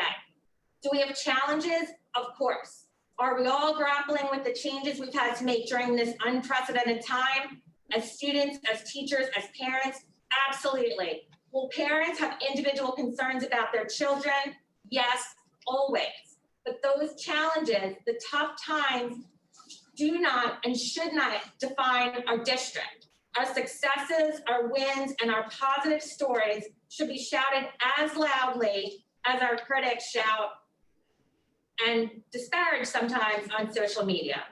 Lastly, and certainly not least, I need to recognize our administration. In my role as a board member over the years, I've been reminded often that we have the best of the best here in Cherry Hill, teachers and staff and administration. In my career and personal life, I've never met a group of individuals that work harder than our administrative team. This team makes hard decisions daily, decisions that have to be student-centered and fiscally responsible, decisions that may draw praise by some and ire by others. Hard decisions that only they can make, drawing on their education, their years of experience, and their devotion to the education of children. An administrative role in Cherry Hill is not for the faint of heart. It is a job that requires so much more than Monday to Friday, 9 to 5. A role where criticism comes more often than praise, and where thank you is a phrase seldom heard. A role that so few qualify for, but yet so many believe they can do better. I just want to reiterate that for effect. A role that so few qualify for, but yet so many believe they can do better. I can say thank you, but that doesn't seem like enough. 22 years ago, when my Cherry Hill raised husband, whose mom was also a Cherry Hill teacher, and I decided to buy a house here, we placed the education of our future children in your hands. There has not been one day where we have regretted that decision. You have helped to shape our most valuable assets, our most precious gifts, our 3 kids, and I wouldn't have it any other way.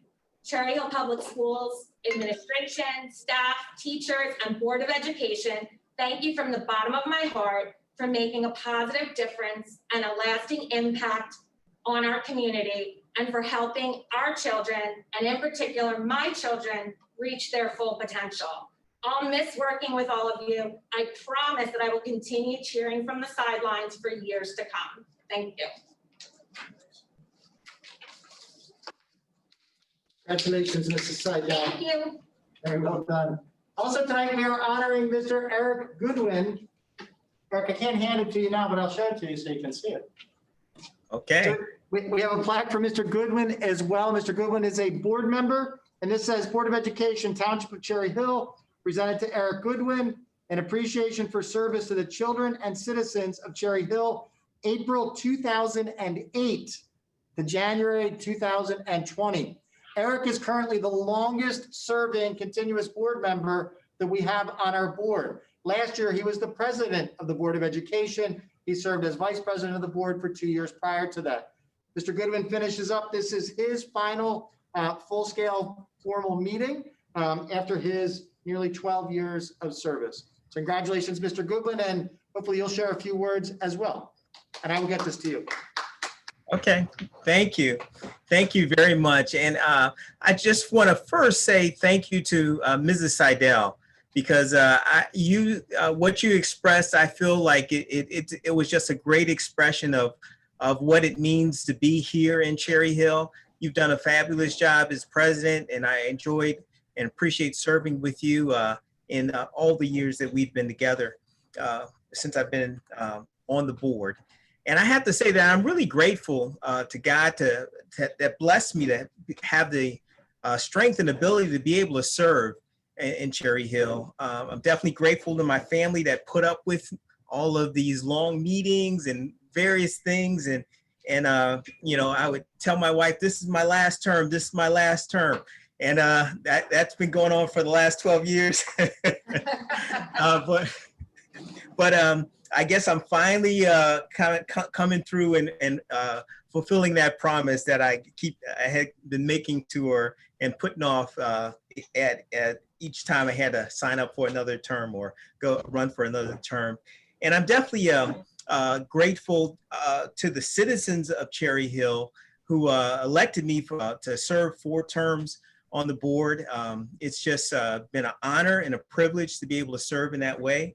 I definitely have to say that I'm grateful to all of the amazing board members I've served with over these last 12 years. It's been really inspiring to see so many people that were so dedicated to really the community, dedicated to the students, and really dedicated to making sure that we provide a premier education for all.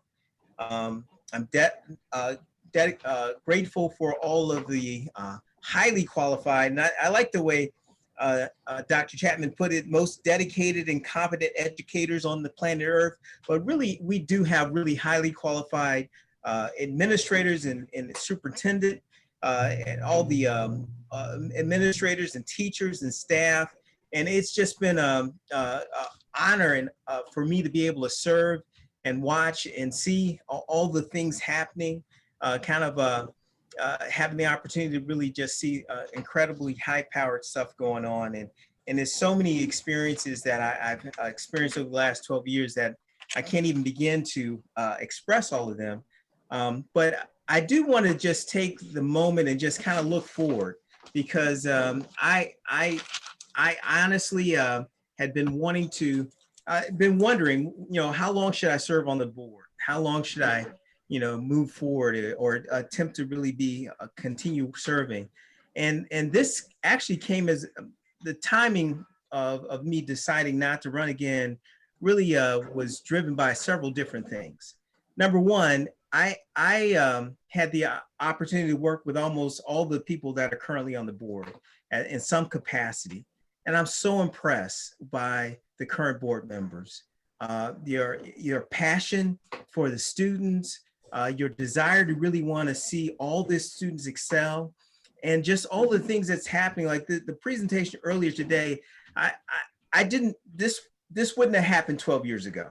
And I'm just so impressed and just so happy that the encouragement that board members are giving, and just really wanting to see that Cherry Hill it becomes a premier, continues to be a premier district and gets even higher. And also the thing that encouraged me, and I just do want to highlight Carol, because we've probably worked together the longest, and I really have enjoyed seeing her and working with her as just her example as the vice president, her example as the president of the board, and just seeing her desiring to continue working on the board. I think, Cherry Hill is in good hands with folks like the current board and folks like Carol, who's continuing to want to serve on the board. And then also, I've had the opportunity to work with Miriam Stern. I've had the opportunity to work with Corinne. And I really believe that you, once again, there's going to be a high-power board coming up. And I just really believe that Cherry Hill will be served well by those people that are on the board currently, and will be on the board over the next few years. So I just really want to express my appreciation for the ability that I had to work with you guys. And definitely I have to say, Dr. Malash and all the staff, it's just been great. I've all the various interactions, and I really see that you guys have really been truly dedicated and are truly dedicated to really helping Cherry Hill and the students of Cherry Hill be their best.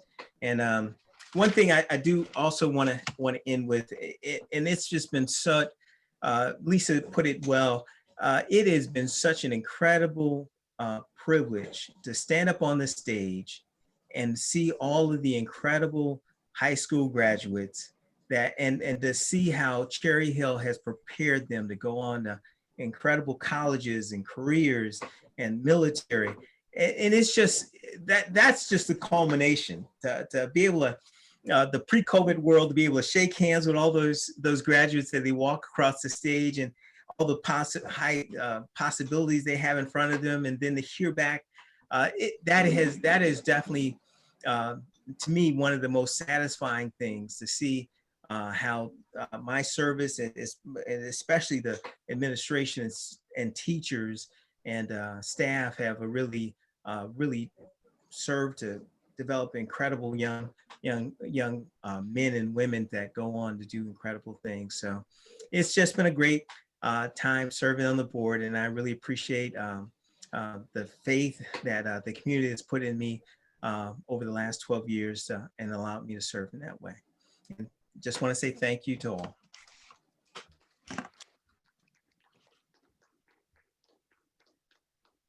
Thank you, Eric. All right, do we have, Ruth, yep, sorry. So I wanted to quickly give a simple, heartfelt, and well-deserved thank you to both Eric and Lisa for all the hours and years they have volunteered for our district. I know I personally couldn't be more grateful for their generous contributions throughout the year.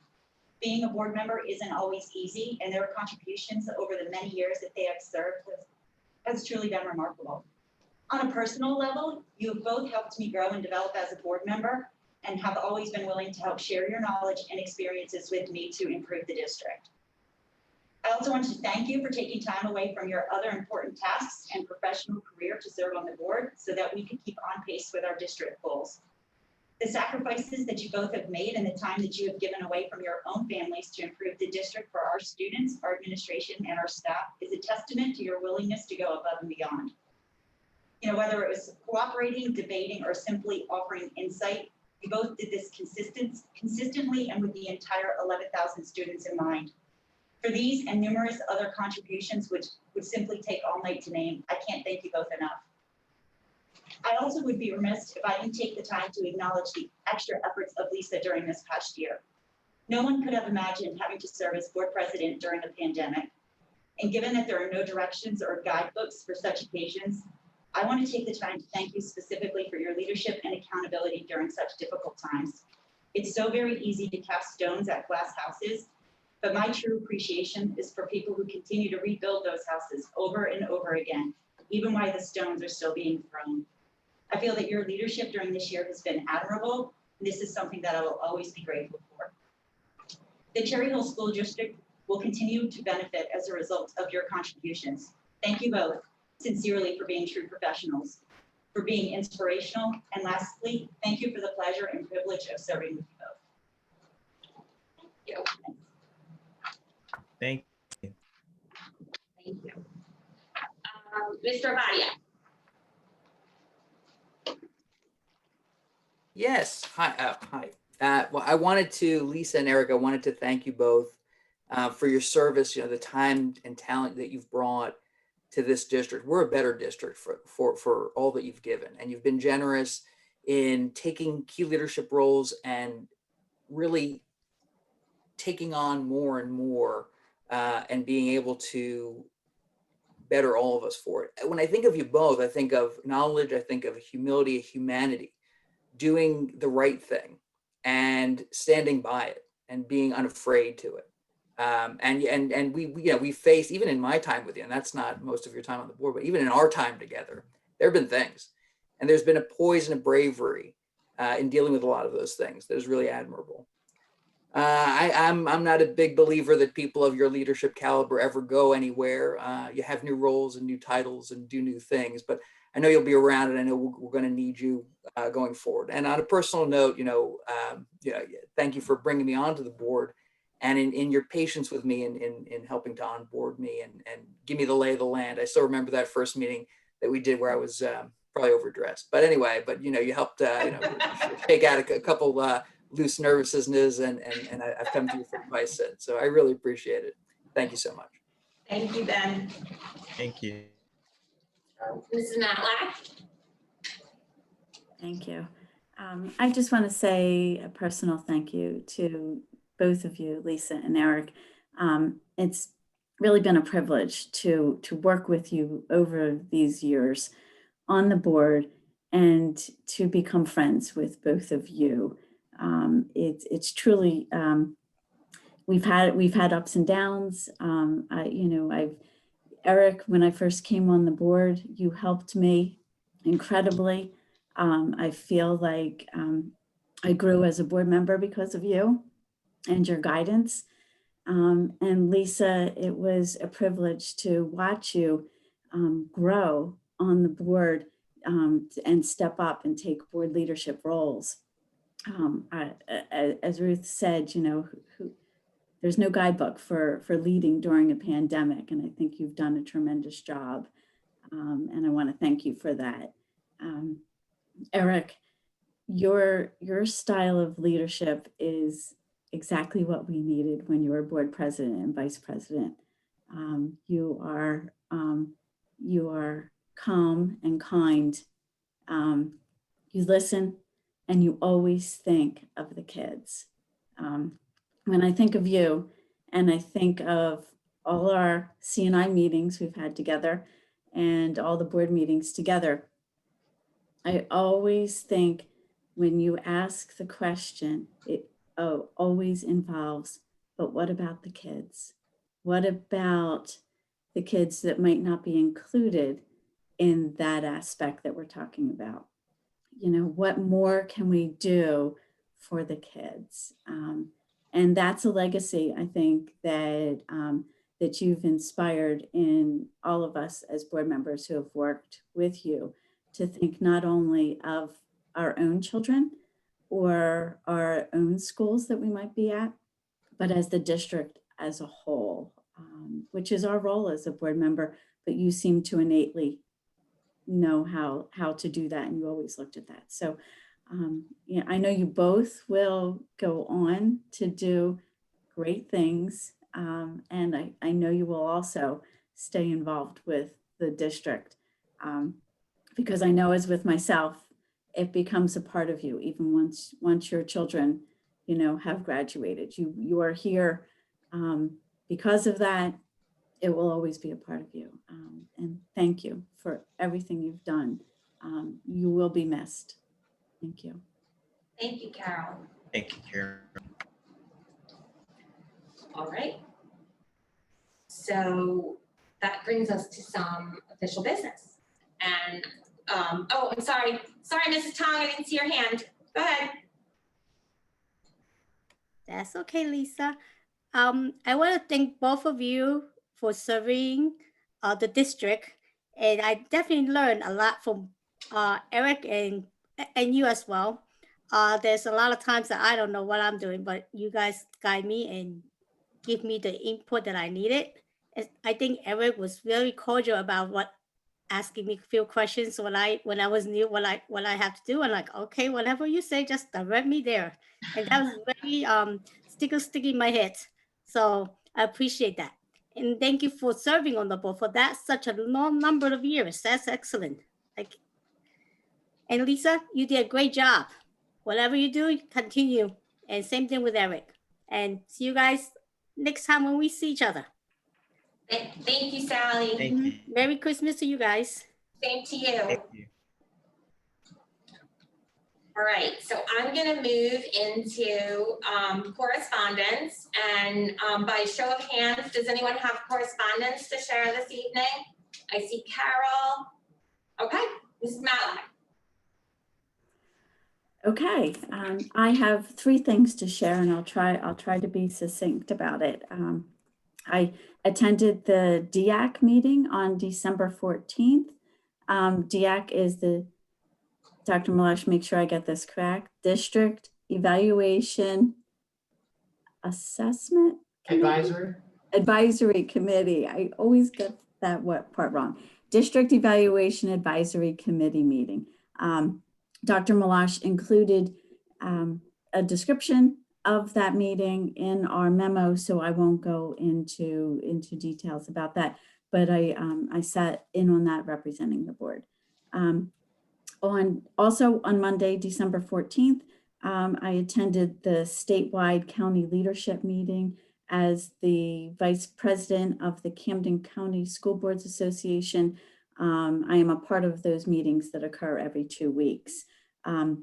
Ray Penny from the New Jersey School Boards Association wanted our last meeting of 2020 to be positive and uplifting amid everything that has happened this past year.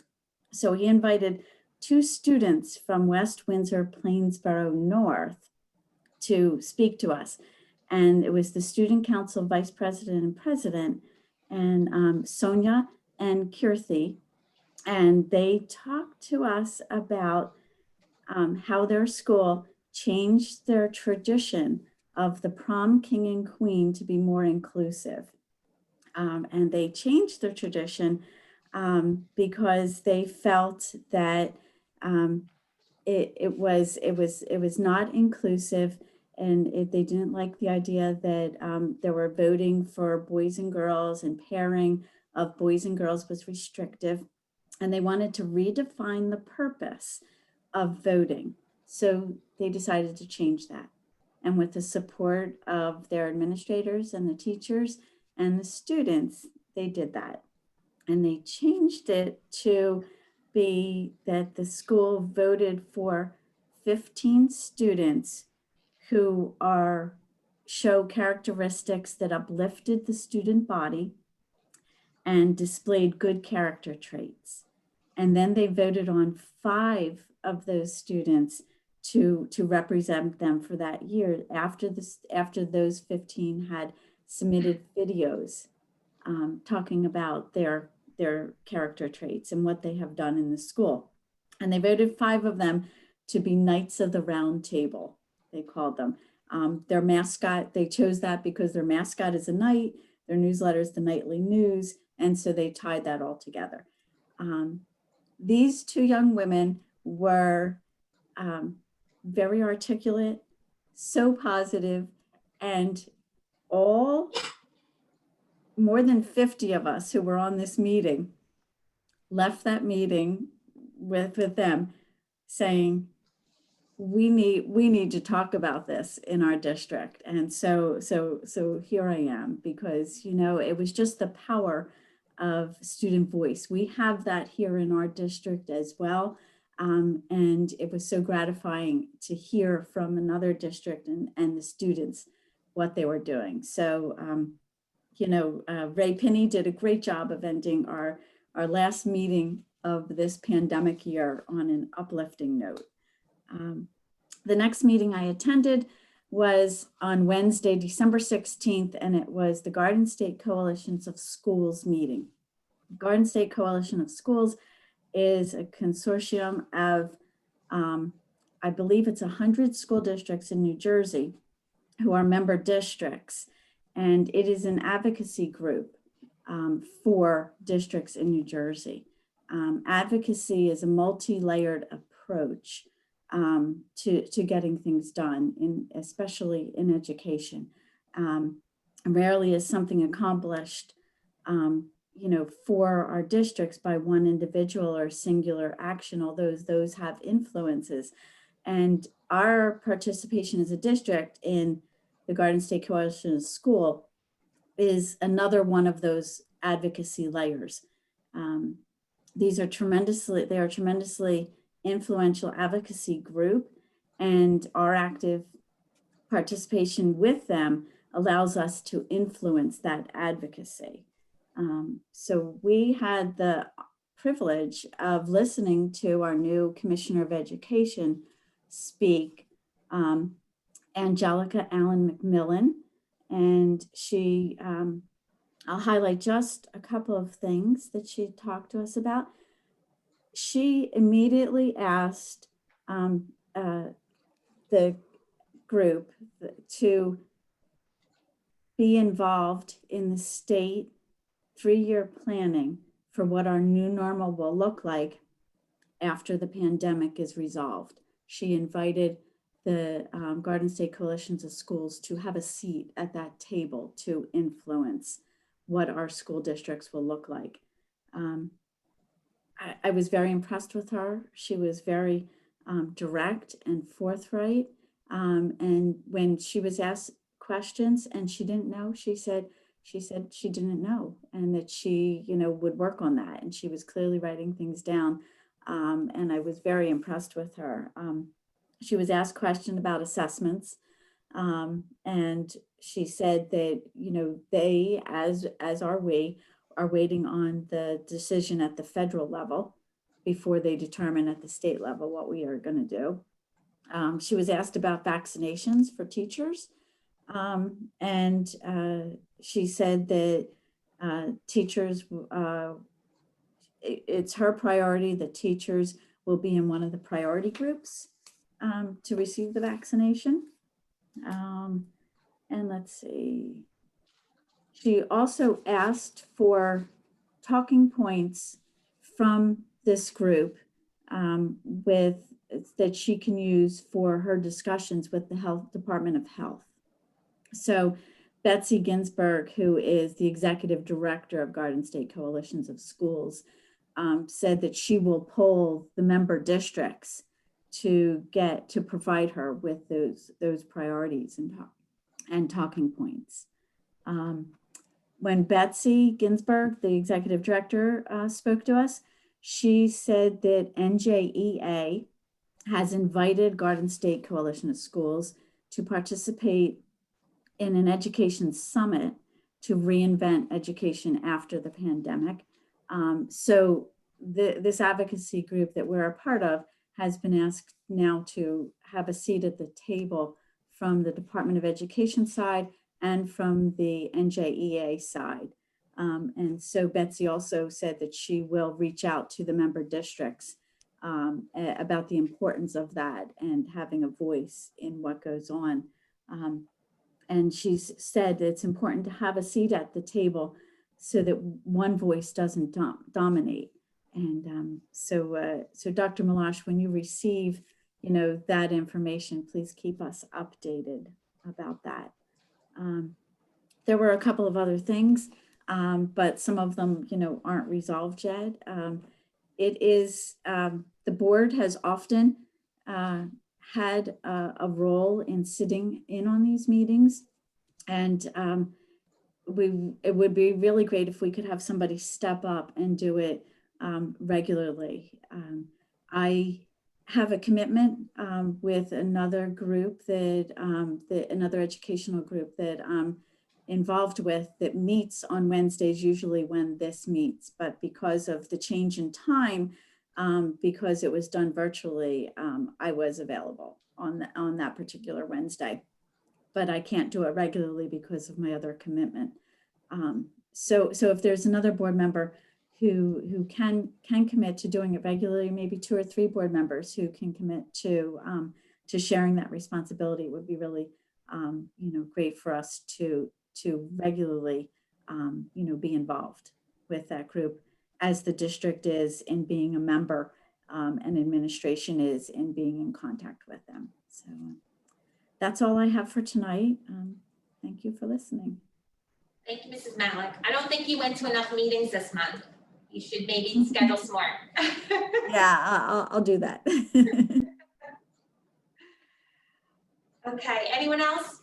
I don't see any other hands. Okay, so that brings us into our student representatives, and I believe we're going to hear from Nathan and Naomi tonight. And this month we're going to start with West. So we'll hear from Nathan first. Hi, Nathan. Hello. Good evening, Dr. Malash, the board, and everyone at home. How are we all doing tonight? Great. How are you? I'm doing well. Alrighty. I guess I should get into the meat of our community report then. Alrighty. In general news, we have something relating to full remote learning. In this past month, students have been engaging in full remote learning, as we all know. As time has gone on, our lovely and enthusiastic staff have been doing their best to keep students engaged and interested during this different approach to learning. Teachers have been doing their best to recreate school experiences for the students at home, such as laboratory experiments. These activities are being done at home with changes to make them more home safe for students and their families and even their pets. Teachers are working harder now more than ever. They've been taking advantages of the full digital format to use new teaching methods that are incorporating technology into their lessons rather than using them as just a tool to transmit information.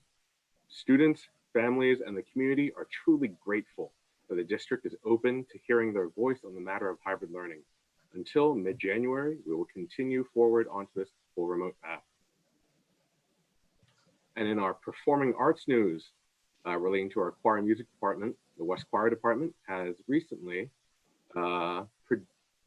been producing many wonderful digital choir projects and virtual performances. West Singers, our premier co-ed ensemble, is enjoying the fruits of their labor as we release our project, Where We've Been. Students and teachers gathered around to watch the premiere of Where We've Been on Monday night at 6:30, December 21st. And this project is representative of each student's time in quarantine. And in the coming weeks, we will have our a cappella groups, Men of Note, Fermata, and Chamber Singers releasing their own digital choirs and performances. If we would like, after my presentation, I will link where we've been in the chat.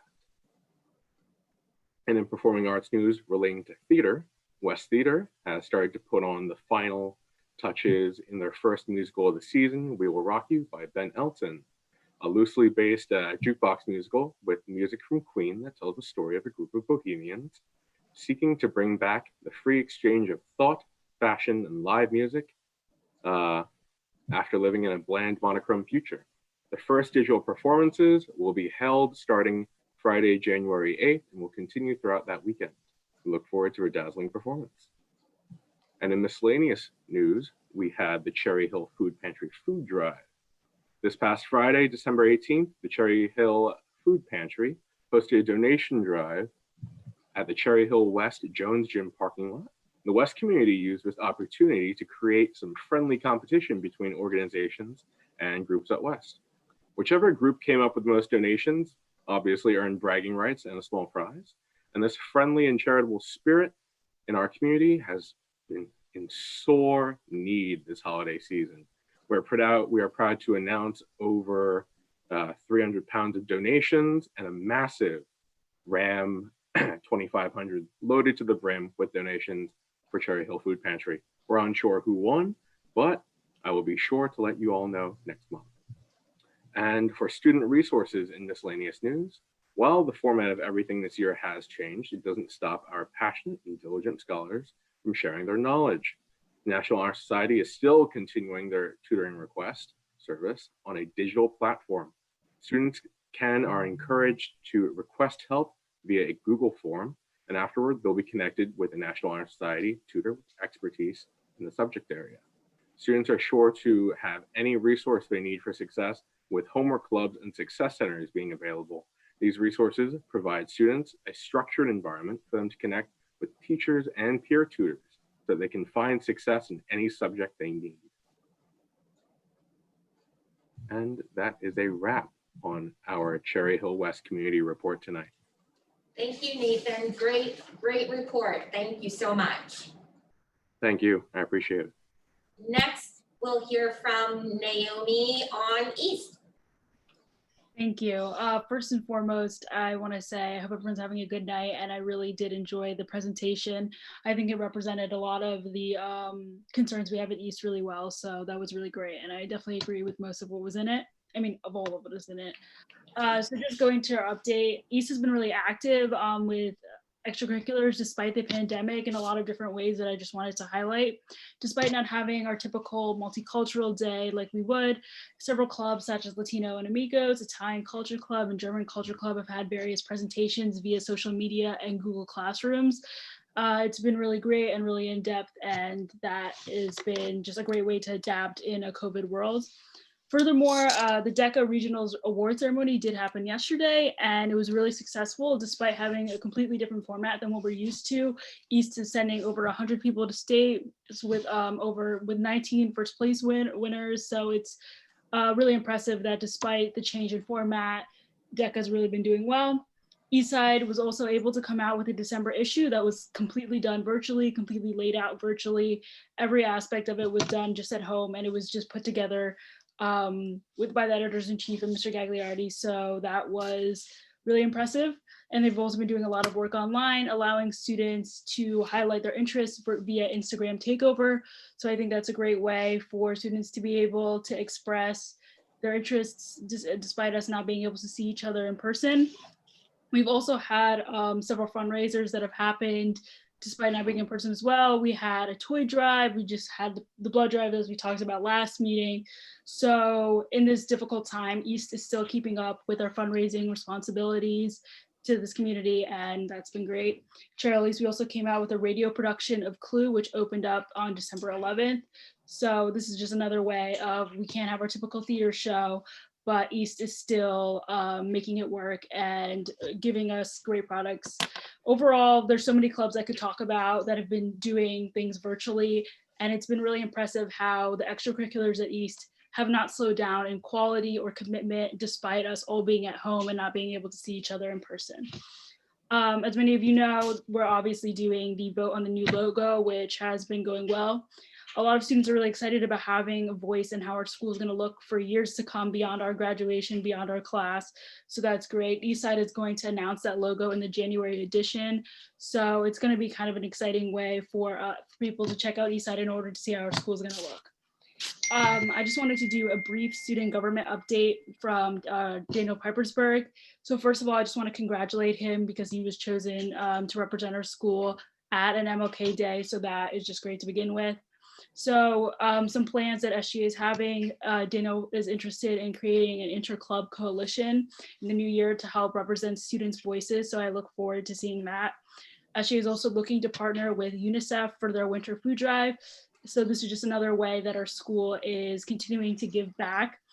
And something that I hope that we can discuss in the future is setting up a new town hall that would just be solely for the students to have questions rather than just be simply for the community. And I think it would be great if this would be available for everybody, not just the student government students. I've talked to Daniel Pipersburg about this, and I think it would be a really great way, as we are the ones who at the end of the day go to Charlie schools day in and day out and have a unique perspective into how the schools are working. For example, the presentation that was given today, if we could have that in front of all the faculty, but in front of all the students, that would just be really great. I also just wanted to say, since I wasn't able to talk last board meeting, I really do appreciate East closing down really early in the process before anything became unsafe immediately when there was a health threat. That I think that was a great choice, and I'm excited to see how the new year goes. Thank you guys so much. Naomi, thank you so much for a great report. Thank you. Thank you. So that brings us to our first public comment period. Our first public comment period is for items that are on the agenda. Please state your name, your address, and what item you are speaking about. Tonight we'll start with people that have their hands raised and have joined us online, and then we'll move into any pre-submitted comments that Mrs. Sugars has.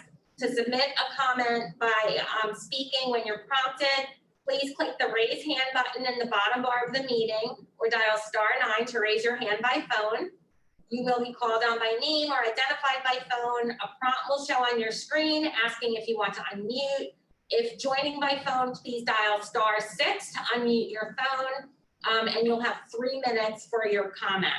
And the first hand that I see is Steve Robbins.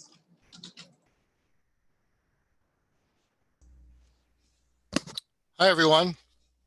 The reason I'm speaking tonight is really to thank Dr. Chapman. I can't tell whether he's still on in the meeting or not. I hope he is, because I just wanted to make a point of coming out and thank him for his service to the district. His career has been truly amazing. His influence on my children, they'll never understand. But being able to be a member of this board, I got to see firsthand when Dr. Chapman was assistant superintendent, his influence on the district, and that influence will be, long lasting. So Dr. Chapman, if you're still out there somewhere, congratulations and thank you.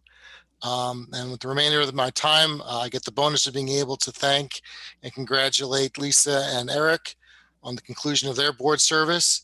I know, having gone through it, I'm sure it's with a mixture of relief, pride, and sorrow, because I know we miss. I missed you guys, and I know you will miss your colleagues as well. So that's it for me. Good to see everyone. Hope everyone's staying safe, and good luck. Thank you, Mr. Robbins. Next, we have Miriam Stern. Yes, hi. Thank you for the opportunity to speak. 121 Ashford Road. I almost forgot. I guess this is my last chance to make a public comment on this side of the phone. First of all, I just wanted to say I was blown away by the student presentation tonight. And I know there were several staff, teachers, administrators behind that group supporting them and helping them, but it was unbelievably robust and with incredibly rich information. And I hope, you know, there's a lot of action that can come from that. And I, you know, some of the things that were so wonderful to hear were just really important issues about equity and about modernizing our educational practices in our district. And one specific one that I know I talk about a lot, which to me was really woven in, was what it means to have differentiated instruction, which is now a best practice, core competency for teachers who are or future teachers. You know, how having that understanding at all levels of education and for every teacher allows them to adjust for different students' needs and abilities and circumstances. So it was just phenomenal. And I also just wanted to thank Lisa and Eric for your long service.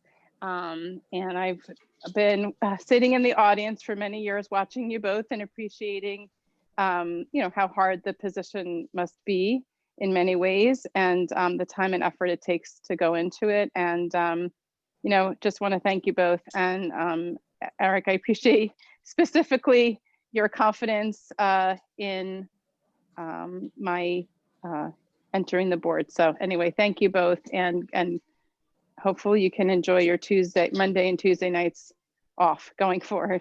Take care. Thank you, Mrs. Stern. Thank you. Next, we have Mindy.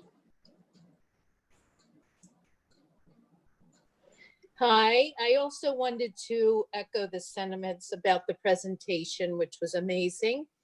And I also want to talk about Dr. Chapman. I hope he's still on, because Brett started as doing a work study program with Dr. Chapman at Payne.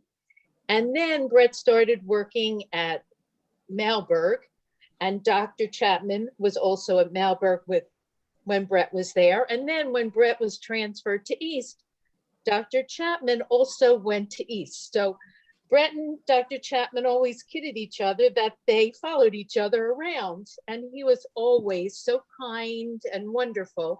And Brett would say that every morning he would make the announcement to his scholars and how it motivated people and just made people feel good and just have a great day. So I just wanted to shout out to Dr. Chapman, who really did so much for so many people. And I hope he knows that. So that's it. I hope everybody has a great holiday. Thank you, Mrs. Rosen. Next, Melissa Bush. Hello, I'm Melissa Bush, 420 Lavender Hill Drive. I respectfully request that you delay advancing any positions, such as tonight's board action to promote 2 new assistant superintendents, until you can safely return our children to the school buildings. It is unclear why there is any urgency to fill these posts while our buildings remain closed and our students, specifically the youngest and special education children, continue to struggle with remote learning platforms. Public employees are funded by tax dollars. We don't believe this is a responsible use of our money, especially at a time when we were told repeatedly that there are staff shortages and the buildings are falling apart. Perhaps all would be better served if you use those funds to attract more full-time teachers, substitute teachers, and staff for our district. Maybe the dollars could be used to repair our buildings. Instead, you are rewarding administrators who are indifferent, out of touch, defensive, unaccountable, and do not put the needs of our children first. Not only do we feel like this is being jammed down our throats at a time when you are ignoring parents and students' pleas for help, we find it wildly inappropriate. This is not a personal attack, despite what many of you and your administrators and some Board of Education members think. As public employees and elected officials, you work for and are accountable to us. Criticizing, scrutinizing, and questioning your actions or lack thereof are absolutely vital to ensuring the short and long-term health of the school district. It is irresponsible to consider any promotions when you don't have a functional school district. There's an old saying that you don't build an addition on your house when your roof is leaking. Our current situation is much worse. Right now, the district is a house on fire and its leaders are blocking the fire trucks from getting down the road. Thank you. Thank you, Ms. Bush. Next, we have Jamie Goodwin.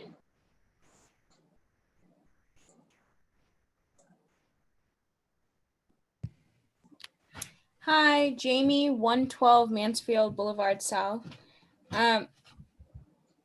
I just wanted to echo a lot of the previous sentiments that have been said. I know that just my dad being on the board has been a way for me to really have a way into the district and feel encouraged to really push as a community member, alumni, to see this district as my own and want to get involved with the policies and pushing for equity and just his example. So I'm really grateful for all the time that he spent, as long as I remember being in school, he was on the board meetings and sort of, gone for the night or on these long night board meetings. So I just wanted to say a big thank you to him and also actually to Dr. Chapman. He was there for my time at East. And I just remember he personally knew me. He called me about like some various things like Latin competitions and did really make you feel like you were important and mattered. Especially in a situation where being a Black woman, it's often you don't feel like a scholar. And so holding that on to going into other schools and university to remember that kind of someone believes in you and has done it. So I just really appreciate that and appreciate the presentation as well. I think it's just awesome to see what the students are doing and to really hear them push for what they need. So grateful for the board members who are holding that. And I know that you guys will take that with much care to make this a better district. So I just want to say my thanks and goodbyes to my dad. Also, our board president as well. So thank you for everything that everyone's doing. All right, thanks. Thank you, Ms. Goodwin. All right, next I'm going to turn it over to Ms. Sugars if we have any comments to read for agenda items. One this evening. This portion of the public comment.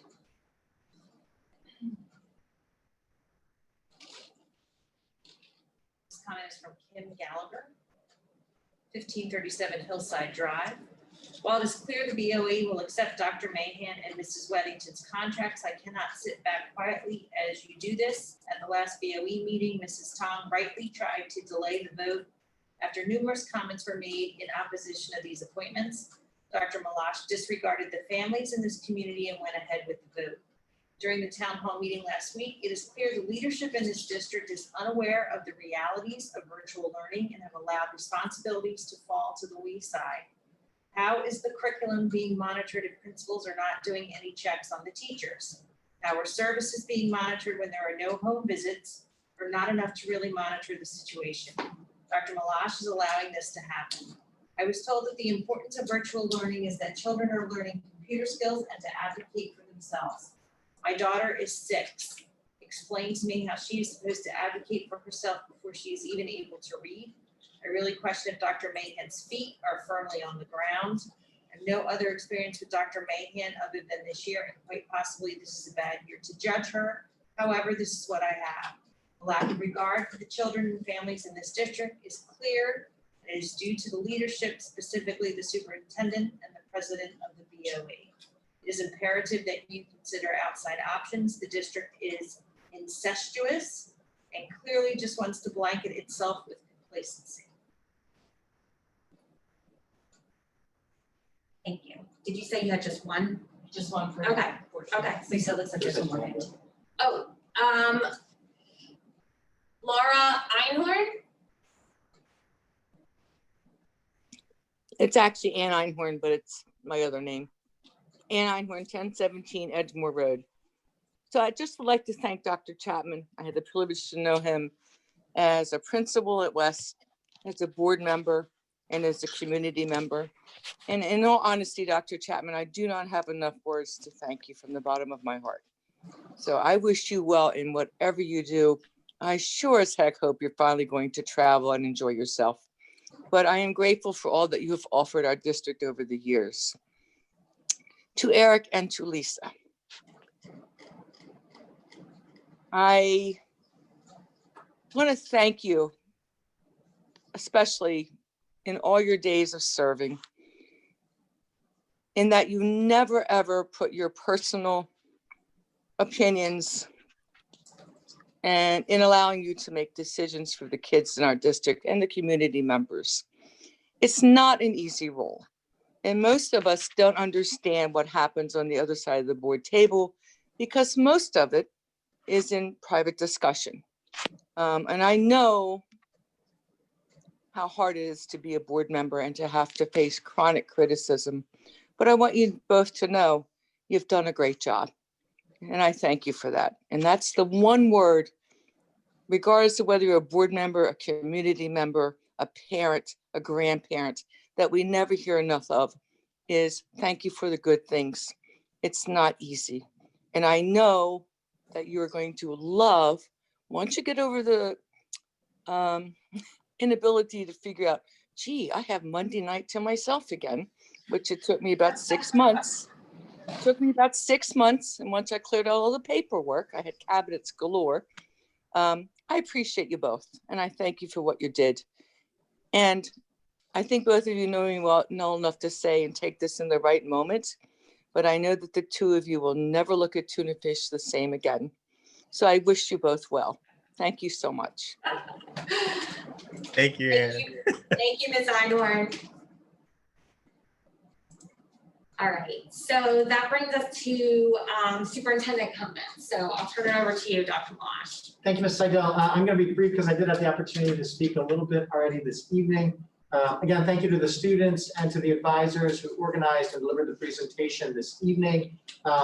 It's invigorating and it's exciting, especially as we are late in December. The passion with which the students spoke makes it exciting to return back after the break, and again to truly to move headfirst into that work within the buildings. I think there's going to be phenomenal discussions at our schools, going on. I think that's incredibly exciting. I'm looking forward to meeting some of the students I've met with in small groups before. We'll be doing some town hall meetings as well as will take place at the building. So again, thank you to all that did the presentations. A great discussion. And again, for Dr. Chapman, we can go on for hours and talk about him. He absolutely has left a legacy in our school district, and to you, Lisa, and to Eric for your time on the board. And it is, as Mr. Robbins and as Ms. Einhorn said, it certainly takes a former board member to understand, what their role is and what goes on behind the scenes and what takes place. So congratulations to all of you. Just a couple of highlights as we've gone through this month. It has been an incredibly busy month. I appreciate Nathan and Naomi talk about some of the things that have gone on at secondary, at the high schools. There's been activities at all the different levels. And again, our teachers, our staff members, our principals have been incredibly creative in terms of opportunities for engagement. In fact, on Monday, which was just yesterday, over at Horace Mann Elementary School, Horace Mann staff and CHEA through a Pride grant decorated the front of Horace Mann as a winter wonderland. Non-denominational, it's purely winter, it's not a religious thing, but it was a way to brighten up that school and the community. Cherry Hill, because of everything that's been going on, has a little tour of lights. We know some of the firehouses had done it. Lots of people in neighborhoods that put lights up. So they decided they were going to start with one school this year. And the Horace Mann community had talked about it, so they decorated that. If you get a chance, ride by Horace Mann. We're using solar lights. We're using lights on timers. They had talked to kids about what they wanted to do and how they wanted to do it. So they were very specific about what was ordered. So again, thank you to all the staff members. Thank you, Mr. Redfern, for their work in getting all of that set up.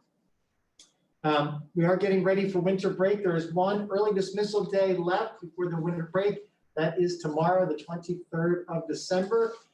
And I hope that everybody takes time over the break. I know that our principals have sent messages out to their staff.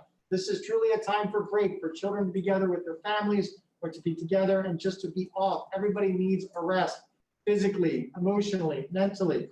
I wish everybody a healthy and incredibly happy new year. And I hope that 2021, in so many ways, is more comfortable, is easier for what we are trying to do as we move forward. For those that are celebrating religious holidays this month in December and into January, I hope that your religious holidays are meaningful celebrations for you, even as celebrations have to be adjusted this year. January 19th, that Tuesday, is the day that we'll be relaunching our hybrid schedule. As we sit tonight on the 22nd of December, we are going to be ready. We have been ready. We're excited. People are planning for that date. Our staff, I know, has been planning for it. We have families that are planning for it. We're looking at January the 19th, as I put out in the letter late in November. We'll be sending out formal messages the week of January the 11th about specific details. Please continue to keep an eye on what's going on in the state. Again, we look at what's taking place in terms of community health. So I encourage everyone, please, even over the break, please make sure you are practicing the mitigation strategies, using them with your children, practicing with your children. Start to practice with your kids again, doing the morning screening, taking the temperature, wearing the masks, all of those different pieces. I hope if you did not get an opportunity to see some of the concerts that have taken place, I know that Beck was having theirs tonight. Please check the school websites. Mrs. Wilson will be able to share some as well. We'll push out through social media. Our music teachers have done a great job, as our students have done a great job to combine voices and instruments and backing tracks into one individual piece so that we can be entertained. So please make sure you take some time to listen and to follow along. And I think that's it. Okay, thank you. Okay, so that moves us into our action agenda. So I am going to ask Mrs. Matlack to please move curriculum and instruction. Thank you, Mrs. Seidel. There we have one item tonight. The superintendent recommends, and I move the following. Number 1, approval of special education settlement agreement. Do I have a second? Mr. Goodwin, are there any questions? Seeing none, Mrs. Sugars. Okay, I've opened up the online voting so board members can cast their votes.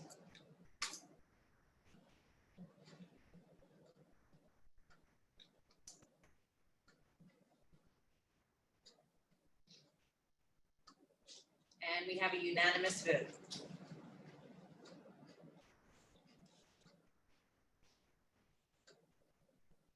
Okay, thank you. Next, I'll ask Mrs. Schultz to please move business and facilities. The superintendent recommends, and I move the following. Number 1, financial reports. Number 2, first reading of policies. Number 3, acceptance of donations. Do I have a second? Mrs. Seidel, are there any questions? Seeing none, Mrs. Sugars. Okay. And the online voting is open for board members to cast their votes. Any abstentions? Yes, Mrs. Sugars, I need to abstain to Andrea Shine and Beata Home Health on the bill lists, please. Okay.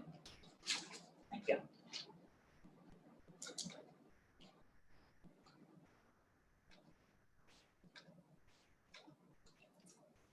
Otherwise, we have a unanimous vote. Okay. I will move human resources. The superintendent recommends, and I move the following. Number 1, termination of employment certificated. Number 2, termination of employment non-certificated. Number 3, appointments certificated. Number 4, appointments non-certificated. Number 5, leaves of absence certificated. Number 6, leaves of absence non-certificated. Number 7, assignment salary change certificated. Number 8, assignment salary change non-certificated. Number 9, other compensation certificated. Number 10, first reading of revised policy. And number 11, other motions. Can I have a second? Mrs. Schultz, any questions? Mrs. Seidel, can I just point out that 16.8 assignment salary change, non-certificated, that was an addendum item that was added after the agenda was posted on Friday. And it goes through and identifies staff members and positions. This motion will take these staff members up to $12 an hour in respect and requirements for the new minimum wage effective January 1st. And then 16.10, this was also added in after the agenda was originally posted. This came out of committee when you guys met. Okay. Thank you for the clarification. Ms. Friedel. I just want to once again share with my colleagues on the board that I will be abstaining from number 11 due to potential conflict of interest. Thank you, Ms. Friedel. And Mrs. Neary. Yes, the same for 16.11. Due to a conflict, I will also be abstaining. Okay, thank you, Mrs. Neary. Okay, seeing no other questions, Ms. Sugars.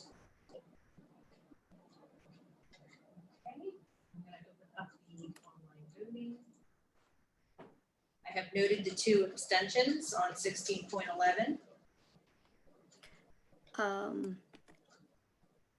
Mrs. Sugar, Yes.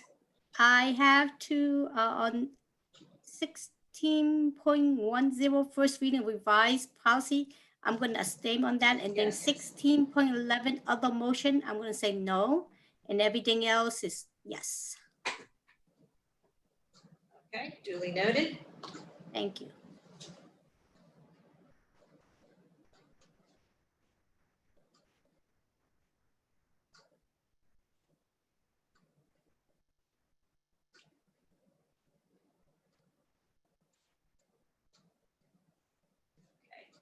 I'm going to close the online voting. And other than the exceptions noted, we have a unanimous vote. Sure. Yeah. If I could just take a minute, this is Seidel. So in item number 16.11, the board just approved the appointments of Dr. Farah Mahan and Mrs. LaCoya Wethington as assistant superintendents. First, Dr. Farah Mahan as the assistant superintendent for pre-K to 12 and curriculum and instruction. This is involved, as we talked about with the board since earlier in the fall, a reorganization of positions at central administration. Dr. Mahan, I'm going to ask her to say a few words in a moment. The second one, Mrs. Wethington, Assistant Superintendent for Compliance, Equity, and Student Services. This is an historic moment, honestly, for the school district. Dr. Mahan and Mrs. Wethington are the first 2 female African Americans to ever serve as assistant superintendents in the Cherry Hill Public School District. So an historic moment for our school district this evening. And if we were in person, we would ask Dr. Mahan and Mrs. Wethington if they would like to share a few words. So if you're okay with that, we'll ask Dr. Mahan to go first. She'd like to share a few words. Thank you, Dr. Malash. I just wanted to say to the Board of Education members, it has been a pleasure to serve the families and students of the Cherry Hill community for the past 17 years. As the principal at Clara Barton for 10 years and as the director of curriculum for the past 7 years, I look forward to the new role as assistant superintendent with excitement and honor. I know that the relationships I have formed over the past 17 years will be a great benefit as we move forward. Dr. Malash and members of the board, thank you for having the courage to support the recommendation, as you have seen my work firsthand over the years. For example, advocating on behalf of our English language learners with the creation of the district-wide lending library, increasing the exposure of the technology department, implementation of full-day kindergarten, and partnering with an amazing cadre of administrative and teaching staff, putting Cherry Hill on the map, presenting at many national and local conferences.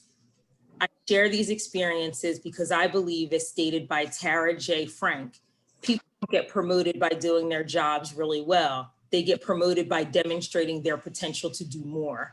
And I thank you for recognizing and acknowledging my potential to offer more to the Cherry Hill Public School District.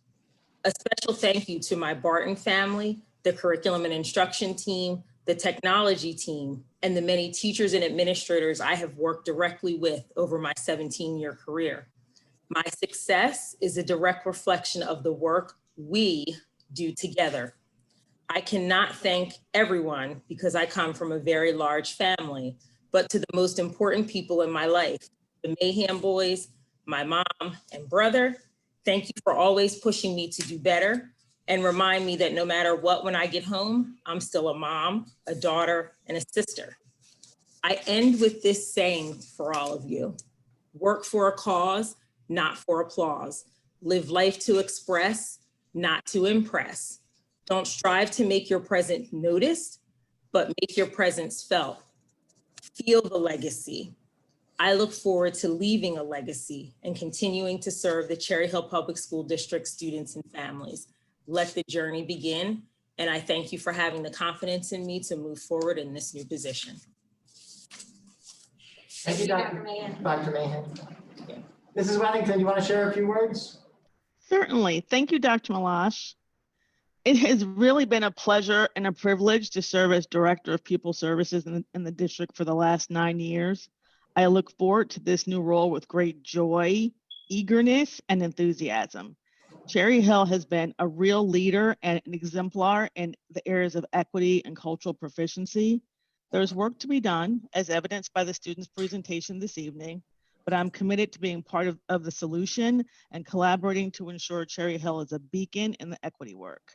I want to thank the board and Dr. Malash for this opportunity. I thank my team in the Office of Pupil Services, staff, secretaries, Shell Study team members, supervisors who are steadfastly dedicated to the children of Cherry Hill. I thank my husband, who's been my anchor for 27 long years. He's still putting up with me. And my 4 children who inspire me to make a difference every day. So I will leave you just with a quote by Ralph Waldo Emerson that speaks to my outlook on this new role. Do not go where the path may lead. Go instead where there is no path and leave a trail. Thank you. Thank you, Mrs. Weddington. Thank you, ladies. Next. Okay, thank you. Next, I'm going to ask Ms. Friedel to move policy and legislation. The superintendent recommends, and I move the following. Number 1, approval of harassment, intimidation, bullying investigation decisions. 17.2, resolution authorizing release from litigation. Any questions? Or I'm sorry, is there a second? Eric Goodwin? Any questions? Mrs. Friedel, can I just point out too, 17.2 is also an addendum that was added after the board agenda was posted on Friday. This we discussed with the board during executive session this evening. Thank you, Dr. Malash. Seeing no questions, Mrs. Sugars? All right, I have opened up the online voting for board members.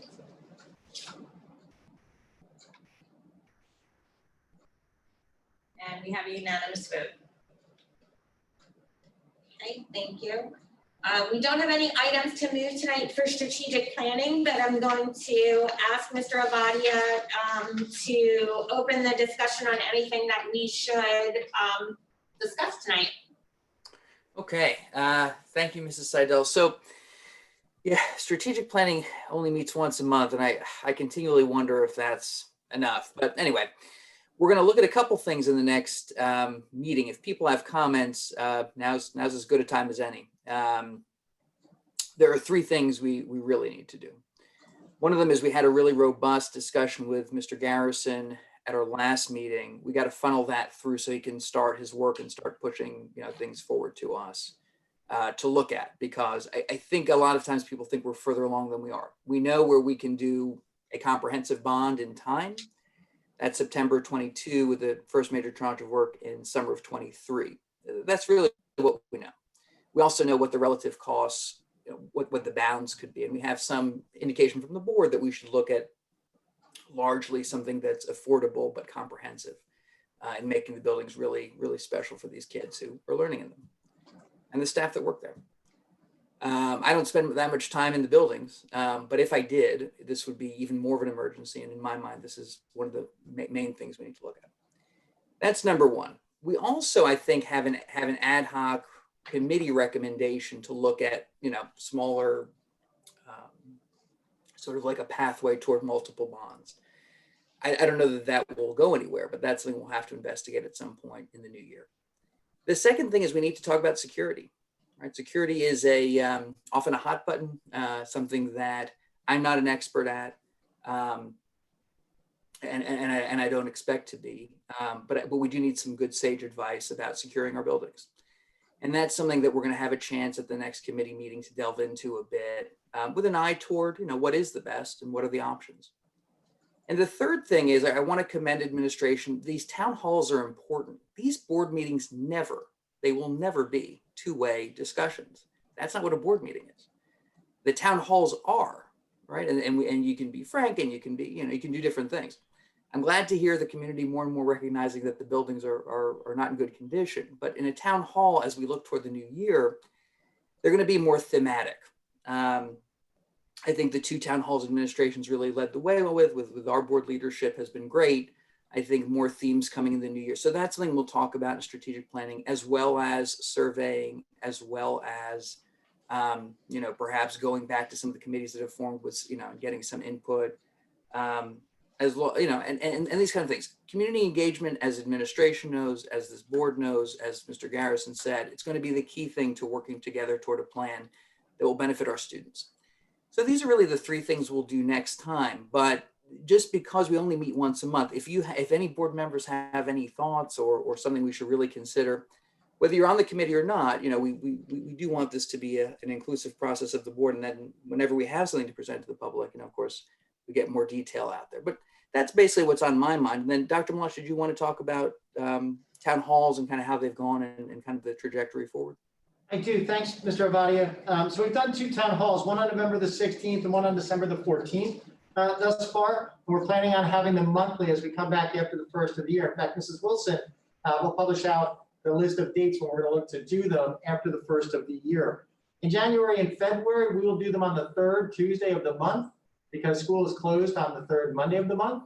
And then in March, April, and May, it'll be the third Monday of the month that we will do them. It's a week in between the regular board meeting cycle for the board, and we will publish the topics for those, at least in a tentative way. We're also talking about doing a town hall the week of January the 11th, just about the returning to the hybrid model. But we want to then shift the discussion, more to, as Mr. Avadia alludes, to talking about the work that needs to be done within the district. So some of the topics that we will be looking at as we move forward: attendance areas and school configurations, the district security program, the referendum process, focus needs for district facilities, and then capital projects for referendum. And that capital projects for referendum will take us into discussions during the course of the summer.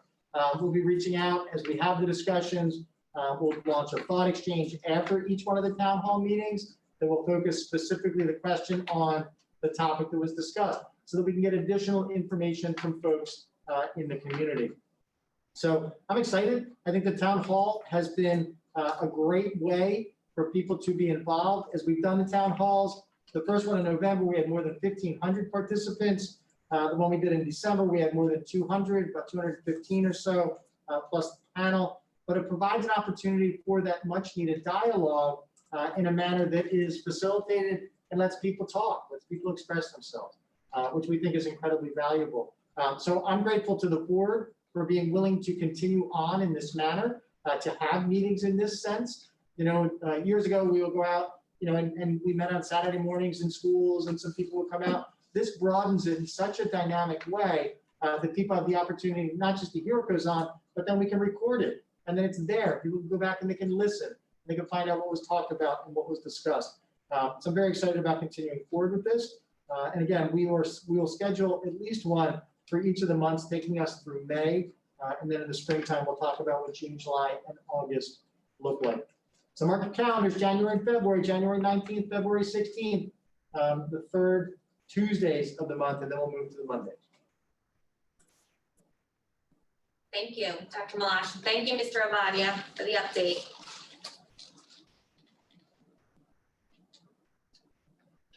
Any other questions or comments on strategic planning? Okay. If not, that moves us into our second public comment period. These comments can be on any topic. And we will once again start with the folks that are with us electronically.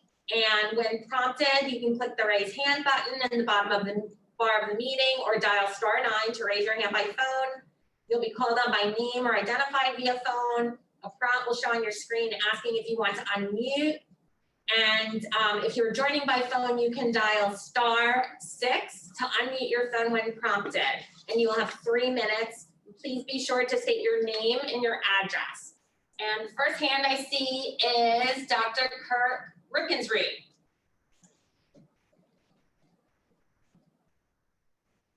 Thank you. I'm unmuted. I know it's 3 minutes. It's very hard for me if anybody knows me. I am Dr. Kirk M. Rickensreed from 116 Sunnybrook Road in Cherry Hill, New Jersey. Mr. Goodwin, thank you for allowing me to coach your boy in soccer and basketball. We did pretty well. Dr. Chapman, you know that my love is with you.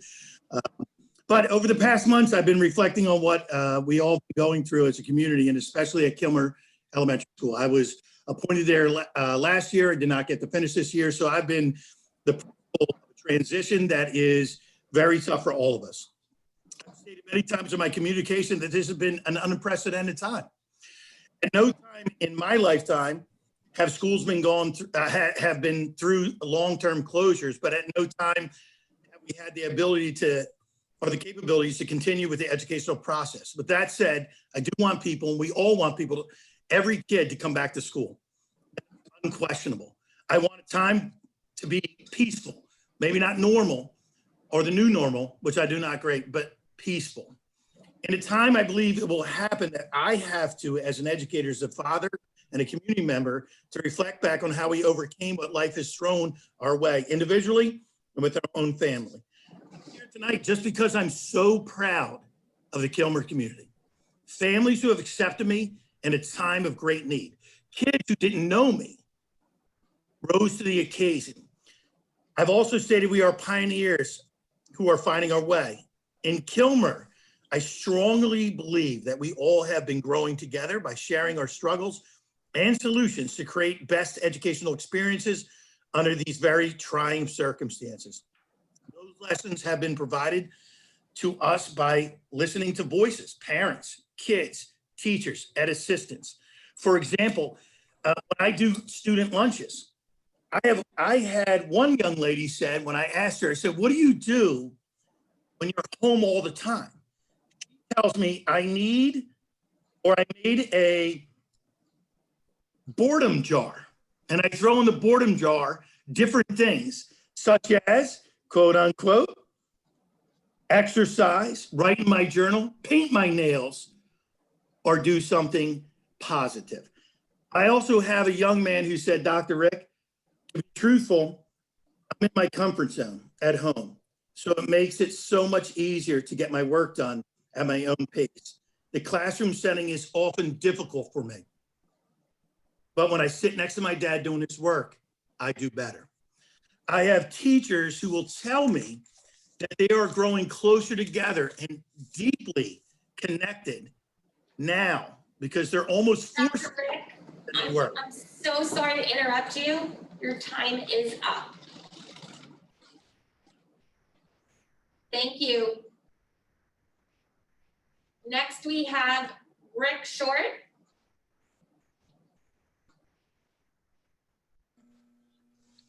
Hello, can you hear me? We can. Okay, I submitted a written one. I'm going to speak instead. Nothing has been done to our 19 schools since September to improve our COVID spread, to reduce our COVID spread. What's going to happen in February if breakouts occur because you have not taken action today? What's going to happen in March when breakouts occur when you haven't taken actions today? It's a fact, Dr. Fauci just said that this pandemic is going to go into fall 2021, and still you haven't done anything. Some of the easiest things to be done is with CDC recommendations.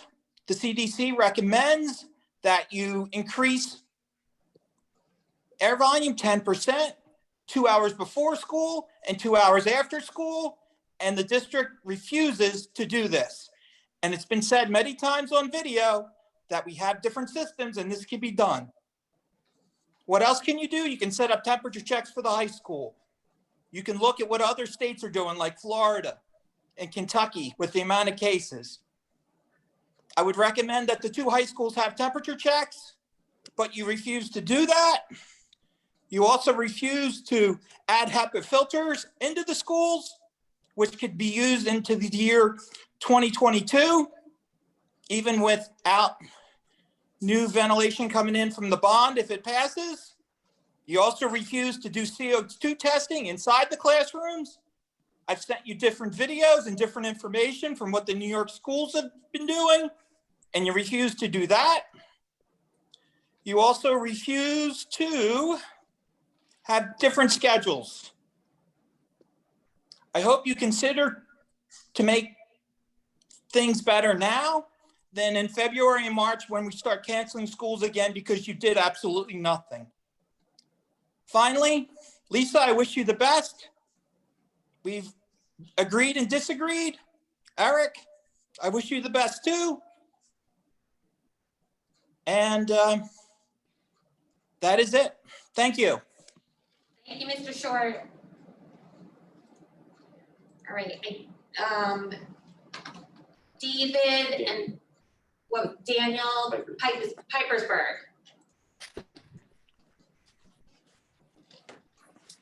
Hello, everyone, and hello, Dr. Malash.